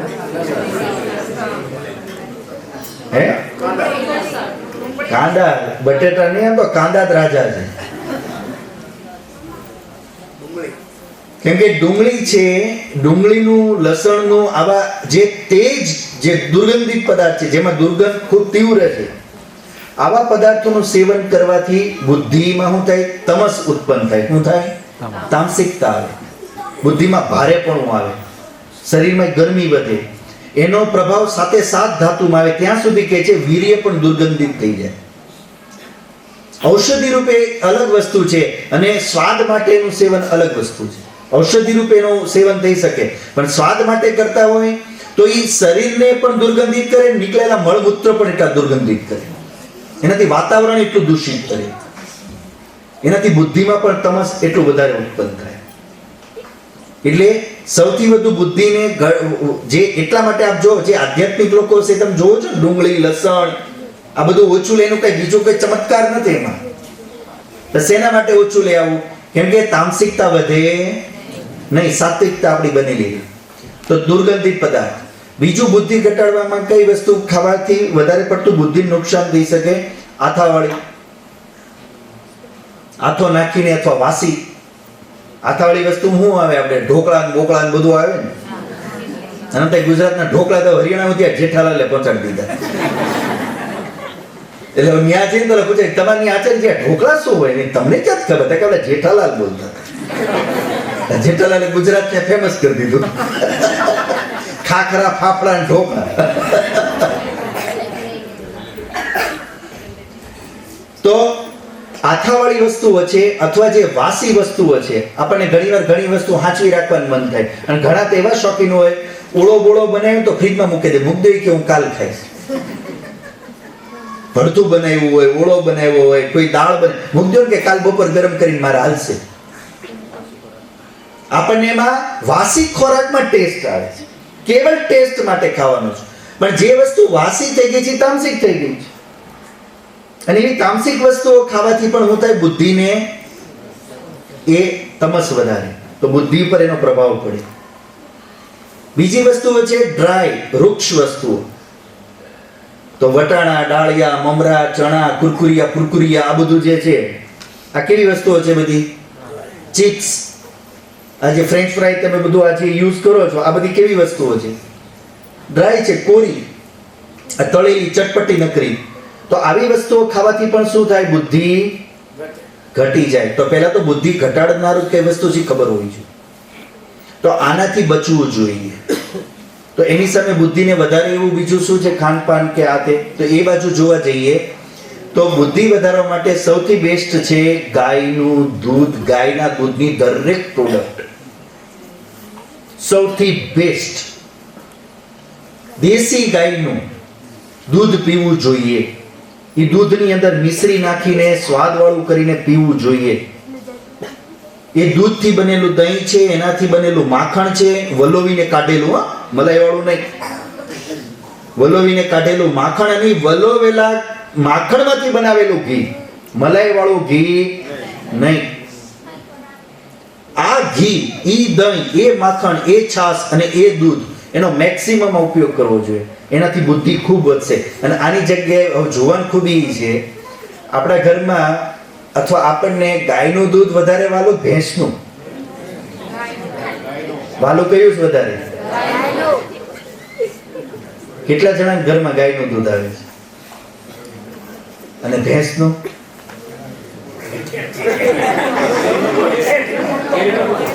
ડેરીનું કેટલા ઘરમાં આવે છે? આ ડેરીનું એટલે કયું થાય?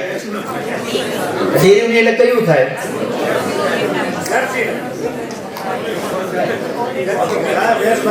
આ ડેરી વાળા બધા ભેંસ વાળા જ છે.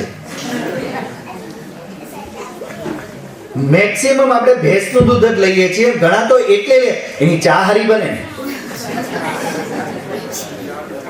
ગાયના દૂધની ચા પાતળી લાગે, ભેંસના દૂધની ચા હારી લાગે. એની ચા બને, એમાં મલાઈ જાજી ઉતરે કે એમને ઈ બધા ઓલા જે શારીરિક ફાયદા છે, આર્થિક ફાયદા છે દેખાય છે. પણ બુદ્ધિને નુકસાન થઈ રહ્યું. ભેંસનું દૂધ પીએ બુદ્ધિ ભેંસ જેવી જ થઈ જાય. એટલે બુદ્ધિને તીવ્ર કરવી હોય તો ગાયનું દૂધ પીવું જોઈએ. બીજી વસ્તુ બુદ્ધિ વધારવામાં સૌથી વધુ ઉપયોગી કઈ વસ્તુ છે? અમુક સ્વીટ, ગાયના ઘીમાંથી બનાવેલા જે પણ મિષ્ટાન છે એ મિષ્ટાન ખાવાથી ધાતુઓ પુષ્ટ થાય. ધાતુઓ પુષ્ટ થાય એટલે બુદ્ધિ તીવ્ર થાય, તો એ પણ ખાવા જોઈએ. બીજી વસ્તુ, ભોજનની અંદર બુદ્ધિ વધારવામાં ચીકણા પદાર્થો વધારે લેવા જોઈએ. કોરાની ચીકણામાં શું આવી જાય? ઘી છે, તેલ છે, માખણ છે, દહીં છે, આવા ચીકાશ વાળા પદાર્થ લેવા જોઈએ. કોરા પદાર્થો નહીં, કોરું શાક નહીં, ચીકાશ વાળા પદાર્થો લેવા જોઈએ. હવે એમાં કે છે જે કોલેસ્ટ્રોલ નહીં થઈ જાય.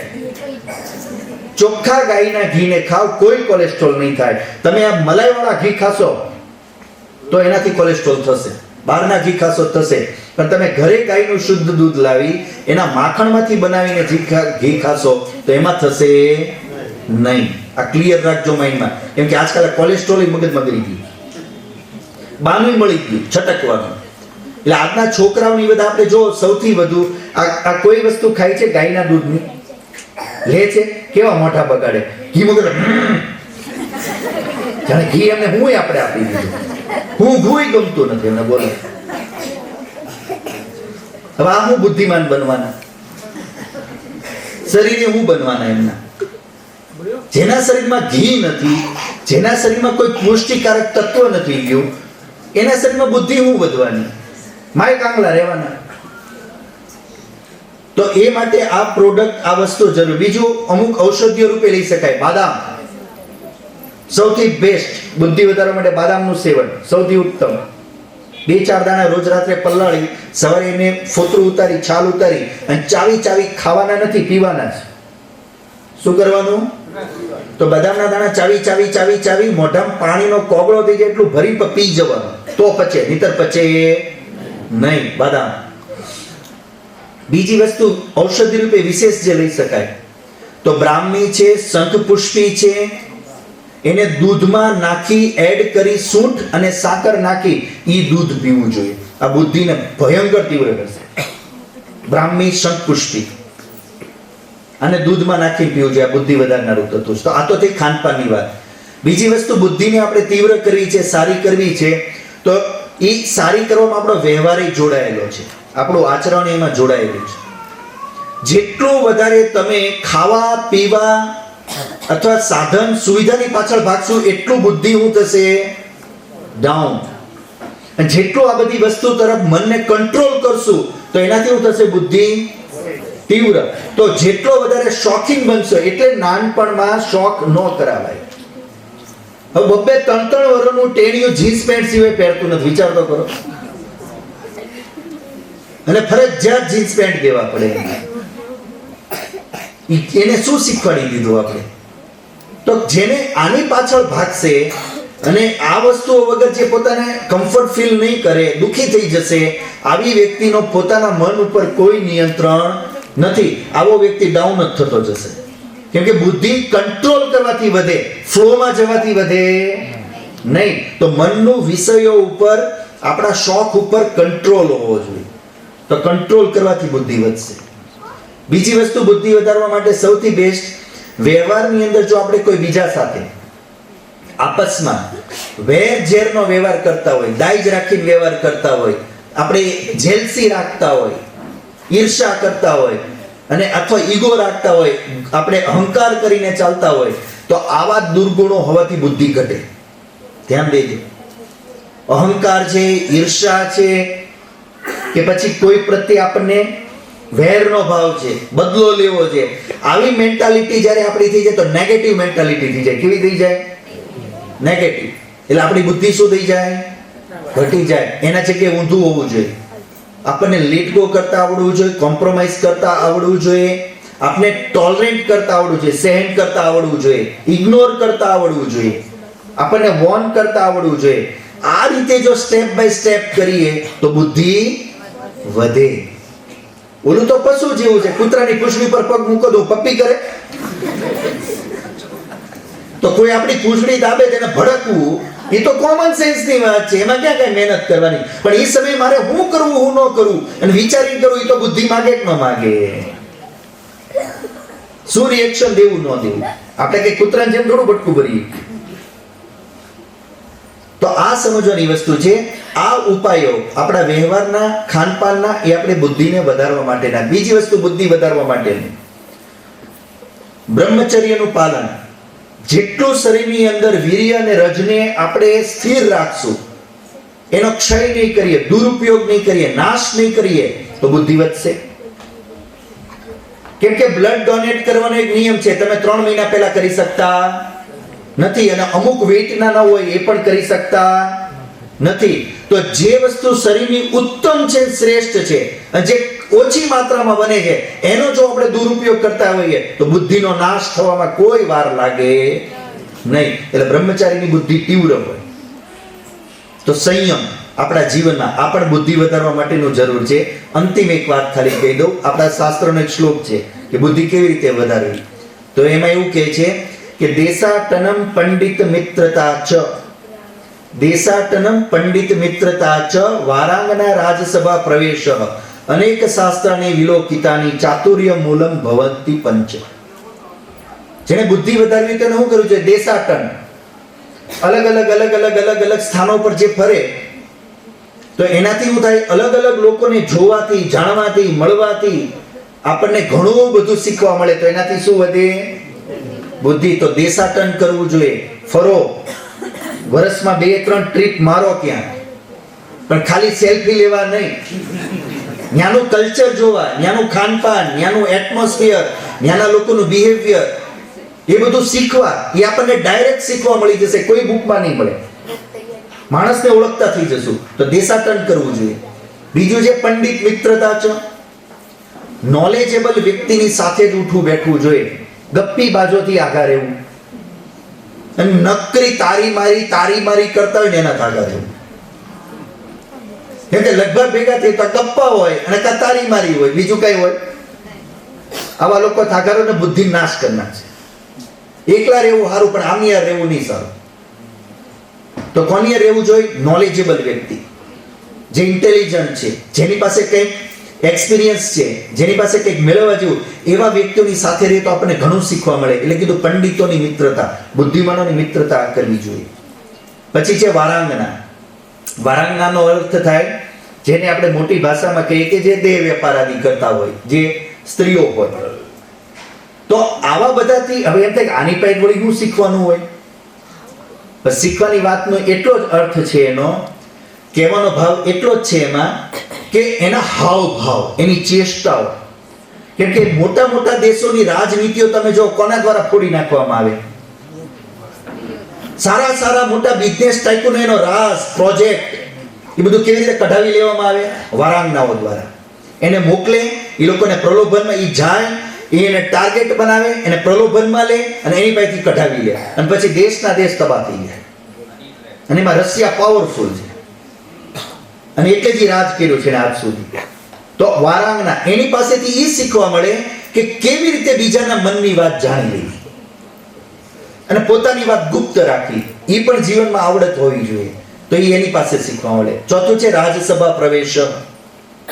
તો જે ગવર્મેન્ટની ઓફિસો છે, કલેક્ટરની છે, ડીએસપીની છે, કે પછી માન લો રાજ્યસભા છે, વિધાનસભા છે, લોકસભા છે, અથવા જ્યાં કોઈ નેતાનું ઘર છે, રાષ્ટ્રપતિનું છે, કે કોઈ એવા મોટા બિઝનેસમેનનું છે કે જ્યાં પ્રોટોકોલ હોય બધે. તો આવા લોકોને ત્યાં આવવું જવું જોઈએ, આવા પ્રોટોકોલમાં આવવું જવું જોઈએ. તો એમાં આવવા જવાથી આપણને કેટલું બધું શીખવા મળે કે ન મળે? કેવી રીતે ડિસિપ્લિન હોય, કેવી રીતે એનું મેનેજમેન્ટ હોય, કેવી રીતે એમાં આપણે બિહેવ કરવાનું હોય, બધું શું પહેરવાનું હોય, કોની પહેલા કોની પાછળ ક્યાં ઊભા રહેવાનું, કેટલું બધું શીખવા મળી જાય. અને પાંચમું છે અનેક શાસ્ત્રની વિલોકિતાની. અલગ ટાઈપની બુક્સ રીડ કરવી જોઈએ, અલગ ટાઈપના વિદ્વાનોને સાંભળવા જોઈએ, દરેક ટાઈપના લોકોને સાંભળવા જોઈએ. તો દરેક પ્રકારનું નોલેજ આપણને શું થશે? બધા પાસેથી મળશે. એટલે જુદા એક જ જગ્યાએ ન બેહી રહેવાનું હોય, બધાને સાંભળવા જોઈએ, બધા પાસેથી શીખવું જોઈએ, જાણવું જોઈએ. તો આ બધા ઉપાયો કરવાથી શું વધે? આપણી બુદ્ધિ. તો આ બુદ્ધિ વધારવા માટેના આપણે પ્રયત્ન જીવનમાં કરતા રહેવા જોઈએ. હવે બુદ્ધિ તો વધે, પણ બુદ્ધિ વધારીને જોવાની ખૂબી, ગમે એટલી બુદ્ધિ વધારશું તો રહેવાનું જ ક્યાં?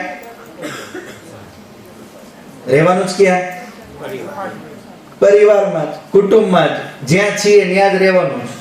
એની બહાર જઈ શકવાના? આની બહાર જઈ શકવાના આપણે? અચ્છા, કોઈ એવું છે કે મારી બુદ્ધિ વધી જાય પણ ચંદ્ર ઉપર શિફ્ટ થઈ જઈશ, છે એવું કોઈ કે હું તો ચંદ્ર ઉપર શિફ્ટ થઈ જઈશ અને કદાચ મળે અવસર તો જવા કેટલા તૈયાર? ચંદ્ર ઉપર જવાનો અવસર કે પરમેનન્ટલી શિફ્ટિંગ છે, જવા કેટલા તૈયાર? તૈયાર છે કોઈ કે નહીં જઈએ? આટો મારી તો વહી આવી, પણ પરમેનન્ટ ની વાત ન કરો. શું કામ નથી જવું? નહીં તમે મરશો નહીં એની ગેરંટી,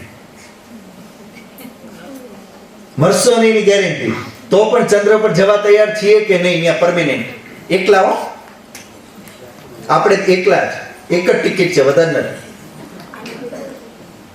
નથી. બે હશે તો માથાકૂટ કરશું, એટલે એકલા જ રાખો.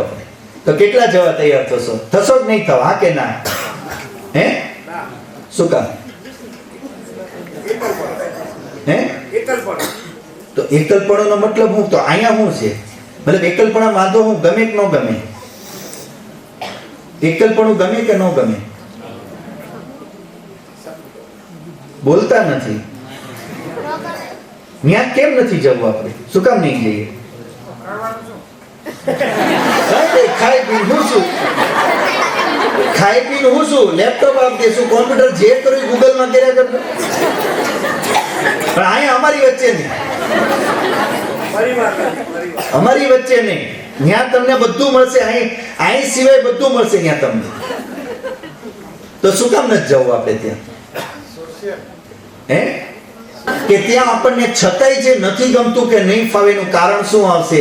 અને માન લો કદાચ 5 દિવસ નહીં 15 દિવસે ત્યાં ગયા, તો ત્યાં જઈને તે તમે નીચે કોન્ટેક્ટ કરવા માંગશો કે નહીં માંગો? કોનો કરશો? પરિવારમાં. એ પરિવાર એટલે કોણ? મમ્મીનો, પપ્પાનો. પપ્પા ગયા તો મમ્મીનો, મમ્મી ગઈ તો પપ્પાનો, ભાઈ ગયા તો બેનનો, બેન ગઈ તો ભાઈનો. તો આપણે કોન્ટેક્ટ કરવા માંગશું કે નહીં માંગીએ? હે? અને કોન્ટેક્ટ કરશું અને ત્યાં જશું તો યાદ કોની આવશે? લેપટોપ યાદ આવશે, ઓફિસ યાદ આવશે, બેંક એસબીઆઈ નું એકાઉન્ટ યાદ આવશે, કે પત્ની યાદ આવશે, કે પુત્ર યાદ આવશે? શું આવશે યાદ આપણને? શું યાદ આવશે? એટલે તમે આ બધી હોલીવુડની અમુક મૂવી ને બધું જોતા હશો તો તમને ખ્યાલ હશે કે કોઈ શટલ ઉપર છોડેલું છે અને ક્રેશ થાય એમ છે, તો છેલ્લી કોની યાર વાત કરતો હોય? બેંકના મેનેજર આરે કે એની પત્ની આરે? હે? કેમ એમ? છેલ્લે જેની યાર વાત કરતો એના મતલબ મહત્વનું તો કોણ છે? જે આપણું પરિવારનું ફેમિલી મેમ્બર છે એ. તો આપણે દૂર જઈએ જેમ, એમ સૌથી વધુ કોને પાસે જવાનું મન થાય, વાત કરવાનું મન થાય? કોની યાદ વધારે આવે? અને જ્યારે એ જ પરિવારમાં રહીએ ત્યારે બટકા કોને ભરીએ?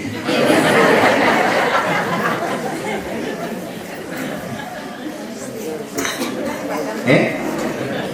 દૂર જઈને યાદે એને કરીએ અને ભેગા રહીને બટકાઈ બધું કોને ભરીએ?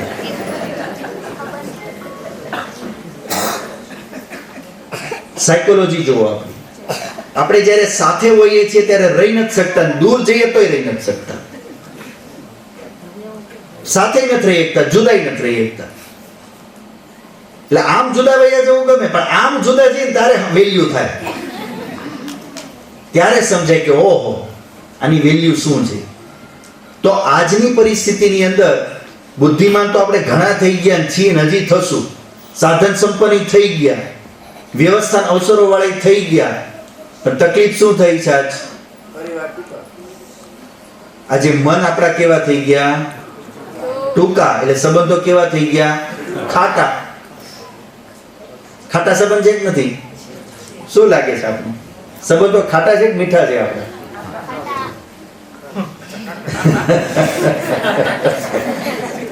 તે કોઈ બહાર નહીં આવી લીંબુ નાખ્યું કે આપણે જ નીચું? હે? આપણે જ નીચું છે કે કોઈ બીજે આવી નીચું? તો આજની એક જે પરિસ્થિતિ છે, જે ટેન્શન છે માણસને, જે ડિપ્રેશનમાં છે, ચિંતામાં, તણાવમાં, ભયભીત છે, કે શંકામાં છે, આ બધાનું એક કારણ માણસનું પોતાનું ફેમિલી પણ છે. આજે પરિવારની અંદર આપણો આપસમાં જે એકબીજા સાથેનો જે તાલમેલ, પ્રેમ, આત્મીયતા જે છે એ આખી કેવી છે? ડિસ્ટર્બ થઈ ગઈ છે. આજ બધા કેવી રીતે પરિવારમાં રહે છે? કોઈ વ્યવસ્થામાં રહીએ છીએ કે ગમે એમ રહીએ છીએ? ફેમિલીમાં કઈ રીતે રહીએ છીએ? કોઈ વ્યવસ્થામાં રહીએ છીએ કે ગમે એમ રહીએ છીએ? અત્યારે હાલની સ્થિતિ શું છે આપણી? દરેક મેમ્બર કેવી રીતે રહે છે? નિયમિત, વ્યવસ્થિત, સુવ્યવસ્થિત રહીએ છીએ કે ગમે એમ રહીએ છીએ? આપણને ગમે એમ જ રહીએ છીએ ને ભાઈ. મને ગમે ત્યારે ઉઠું, મને ગમે ત્યારે શું, મને ગમે તે ખાવ, મને ગમે તે બોલું, મને ગમે તે કરું. આવું કરીએ છીએ કે નથી કરતા? કેમ કે આપણો એક સ્વભાવ બની ગયો છે, મને ગમે એમ મારે રહેવાનું, એમાં મને કોઈ કઈ કહેવાનું નહીં. અને જો કોઈ કહે તો હવે મેચ ચાલુ, 20-20 થઈ જાય, વન ડે હોય ત્યારે ટેસ્ટ ચાલુ થઈ જાય.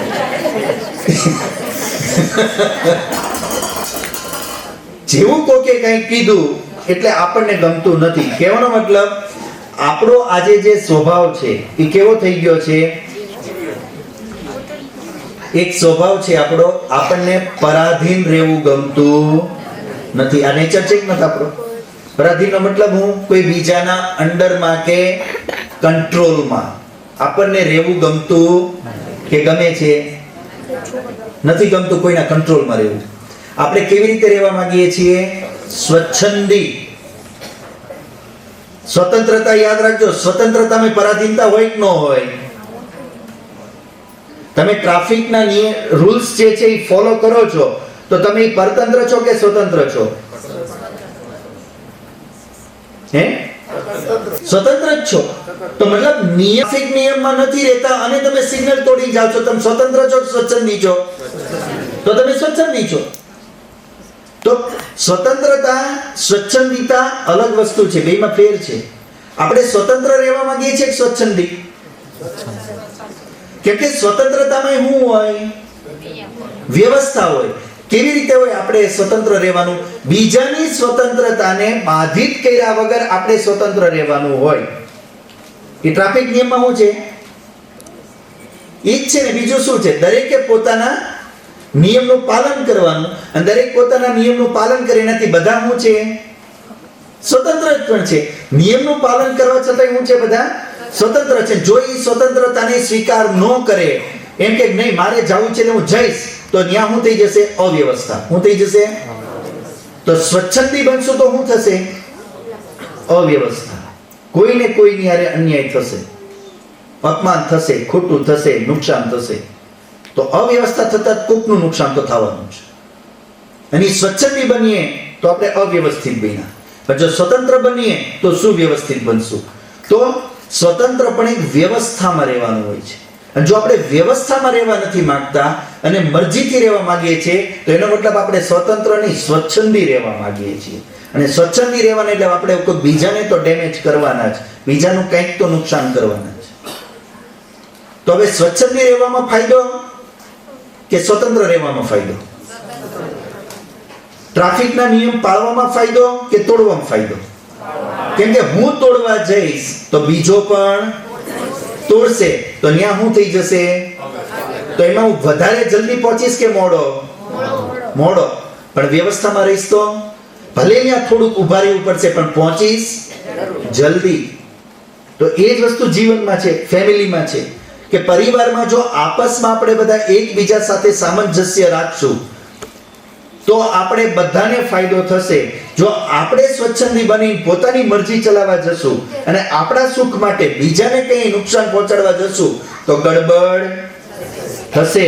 અને ગડબડથી દુઃખ થશે, દુઃખથી વ્યવહાર બગડશે, અને વ્યવહારની અસર અંતે આપણા ઉપર આવશે. પરિવારનો આખો માહોલ બગડી જશે, મનની શાંતિ, ઉન્નતિ બધું વયું જશે. શાસ્ત્રોનું ત્યાં સુધી કેવું છે કે જે પરિવારમાં આપસમાં મધુર વ્યવહાર નથી, આત્મીયતાનો, વિશ્વાસનો, પ્રેમનો વ્યવહાર નથી, તો એવા ફેમિલીમાં સમૃદ્ધિ ન રહે અને એનો યશ પણ ન થાય, લક્ષ્મી પણ ન આવે. કેમ કે ધીરે ધીરે એની બુદ્ધિ ડાઉન થઈ જાય, એ નીચે જ વયા જશે. તો પરિવારની વેલ્યુ જે છે એ આપણને અંદરની નથી સમજાતી.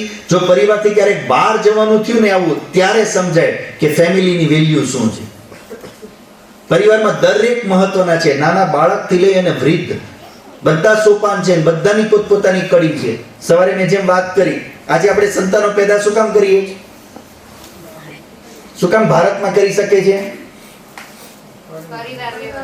કેમ કે ખબર છે પરિવાર છે, બીજા 2-4 જણા ઘરે હું બહાર રહીશ તો એ સાચવવા વાળા છે, એ આપણને કોન્ફિડન્સ છે, અને એ સાચવવા વાળા હૃદયથી સાચવે પણ છે, આપણા કરતાંય સારું. એટલે આપણે આ પ્લાનિંગ કરી શકીએ છીએ.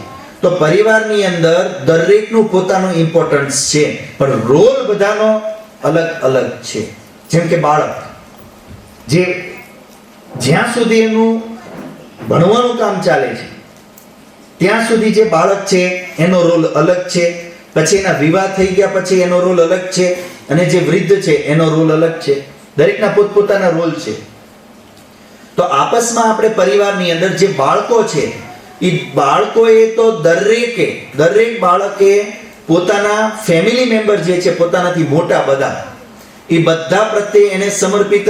પહોંચ્યા ને 60 બાર, આ બધા ગગાને બહુ લાડ લડાયો હતો, બહુ પંપાયો, બહુ હાંચ્યો. એટલે ગગાની બહુ આવી તો એને ડબલ હાંચવી. જે તે નગારા ચાલુ કર્યા તો દુખી, તો પહેલે ધ્યાન દીધું નહીં આપણે. તો આપણે આખું બગાડી નાખ્યું છે વાતાવરણ, આખું વાતાવરણ બગાડી નાખ્યું. તકલીફ શું થઈ ગઈ? હવે જે જનરેશન આજે છે, જેને બાળકે સાચવવાના, વૃદ્ધે સાચવવાના, એ મોટાનું સાંભળવા તૈયાર નથી, અને નાનાનું ખોટું સ્વીકારવા તૈયાર છે. અને બાળકો છે એ એને ઘરમાં કલ્ચર જ નથી, કોઈનું સાંભળવાનું હોય કે કોઈ મોટાનો રિસ્પેક્ટ કરવાનો હોય, એટલે એના મમ્મી પપ્પાને જોવે છે, એટલે એ કોઈને રિસ્પેક્ટ દેતા નથી. અહીંયા ક્યાં નિયમ જ છે કોઈ દેવાનો? અને જે વૃદ્ધ રહી ગયા, હવે સિવાય પશ્ચાતાપ હાથમાં કાંઈ નથી, બેઠા છે, હવે રોવે છે કે આ છોકરા સાંભળતા નથી, દીકરો સમજતો નથી, વહુ થોડી માથા ભારે છે. આ પ્રશ્નો ઊભા થઈ ગયા છે. તકલીફ આ થઈ ગઈ, કારણ એ થયું આપણે વાતાવરણ જાતે જ બગાડ્યું. એટલે પહેલું તો એ હતું કે આપણે યોગ્ય વાતાવરણ ઘરનું બનાવવું જોઈતું હતું. હવે એ તો જે થઈ ગયું, ભાંગી ગયું. હવે સારું શું કરવું? તો સારામાં એટલી જ મહત્વની વસ્તુ કે ઇમ્પોર્ટન્સ, ફેમિલીના દરેક મેમ્બરનું જે મહત્વ છે. આપણને કઈ વાગી ગયું, દવાખાનું આવ્યું કે કોઈ તકલીફ આવી, તો પહેલું કામ કોણ આવવાનું છે? કોણ કામ આવે આપણને? આપણી જ ફેમિલી કામ આવવાની. આપણા છોકરાને કોઈ તકલીફ થઈ તો કામ કોણ આવવાનું છે? આપણા જ વડીલો કામ આવવાના છે. વડીલોને કઈ થયું કામ કોણ આવવાનું? ઈ જ છોકરોને, ઈ જ વહુ કામ આવવાના છે. અને ભવિષ્યમાં આપણે ઘરની જે સુખ શાંતિ છે એ આપણા એ જ નાના છોકરાઓથી આપણને મળવાની છે. તો દરેક જણે પોતાના જીવનમાં, સ્વભાવમાં ફેરફાર કરવાની જરૂર છે. એટલે સૌથી પહેલું તો એ છે, જે ખોટું ચાલે છે એની બધું બંધ કરી દો. ખોટા રાજી કરવાનું બંધ કરો, મહેરબાની કરીને એકબીજાને.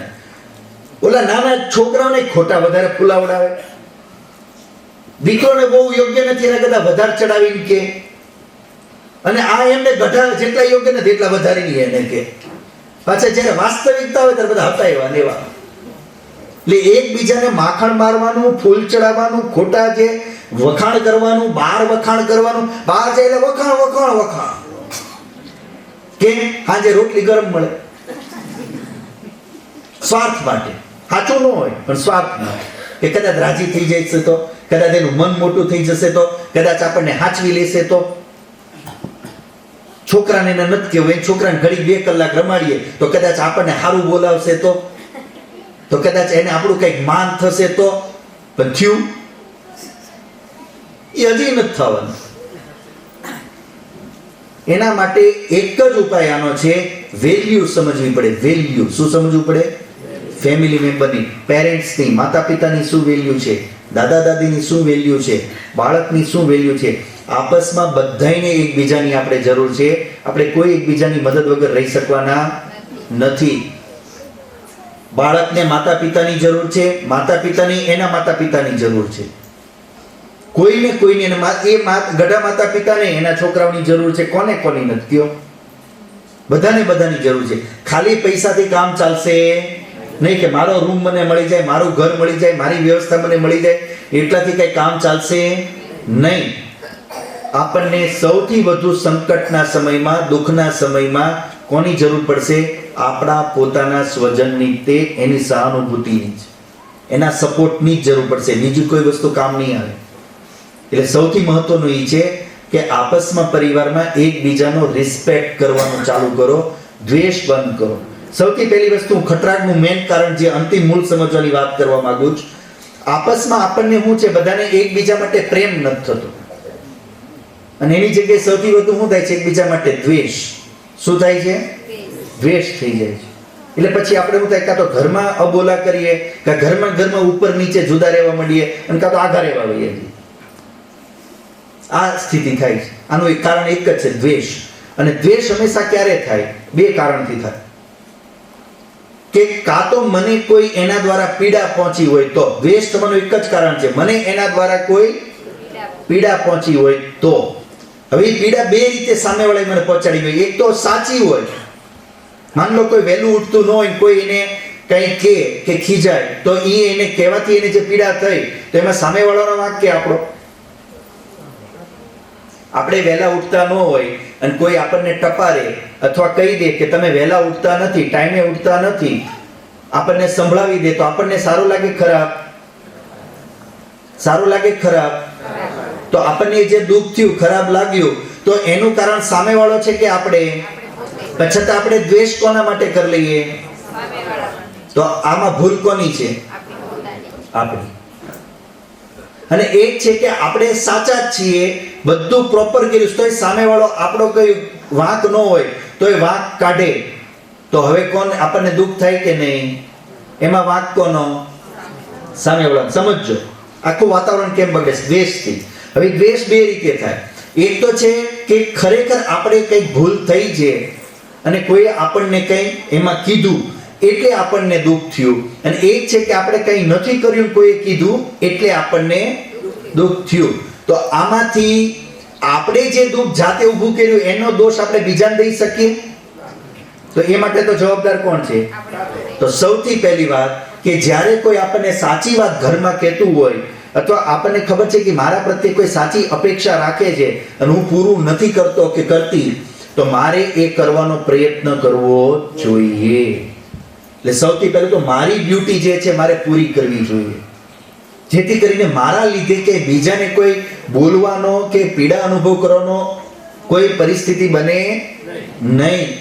આ બાળકો ખાસ સાંભળજો, આપણને બધી જ જગ્યાએ આપણા પેરેન્ટ્સ જે જવાબદાર લાગે છે કે ઈ લોકો આપણું સાંભળતા નથી, માનતા નથી, પણ આપણે એનું કેટલું સાંભળીએ અને માનીએ છીએ?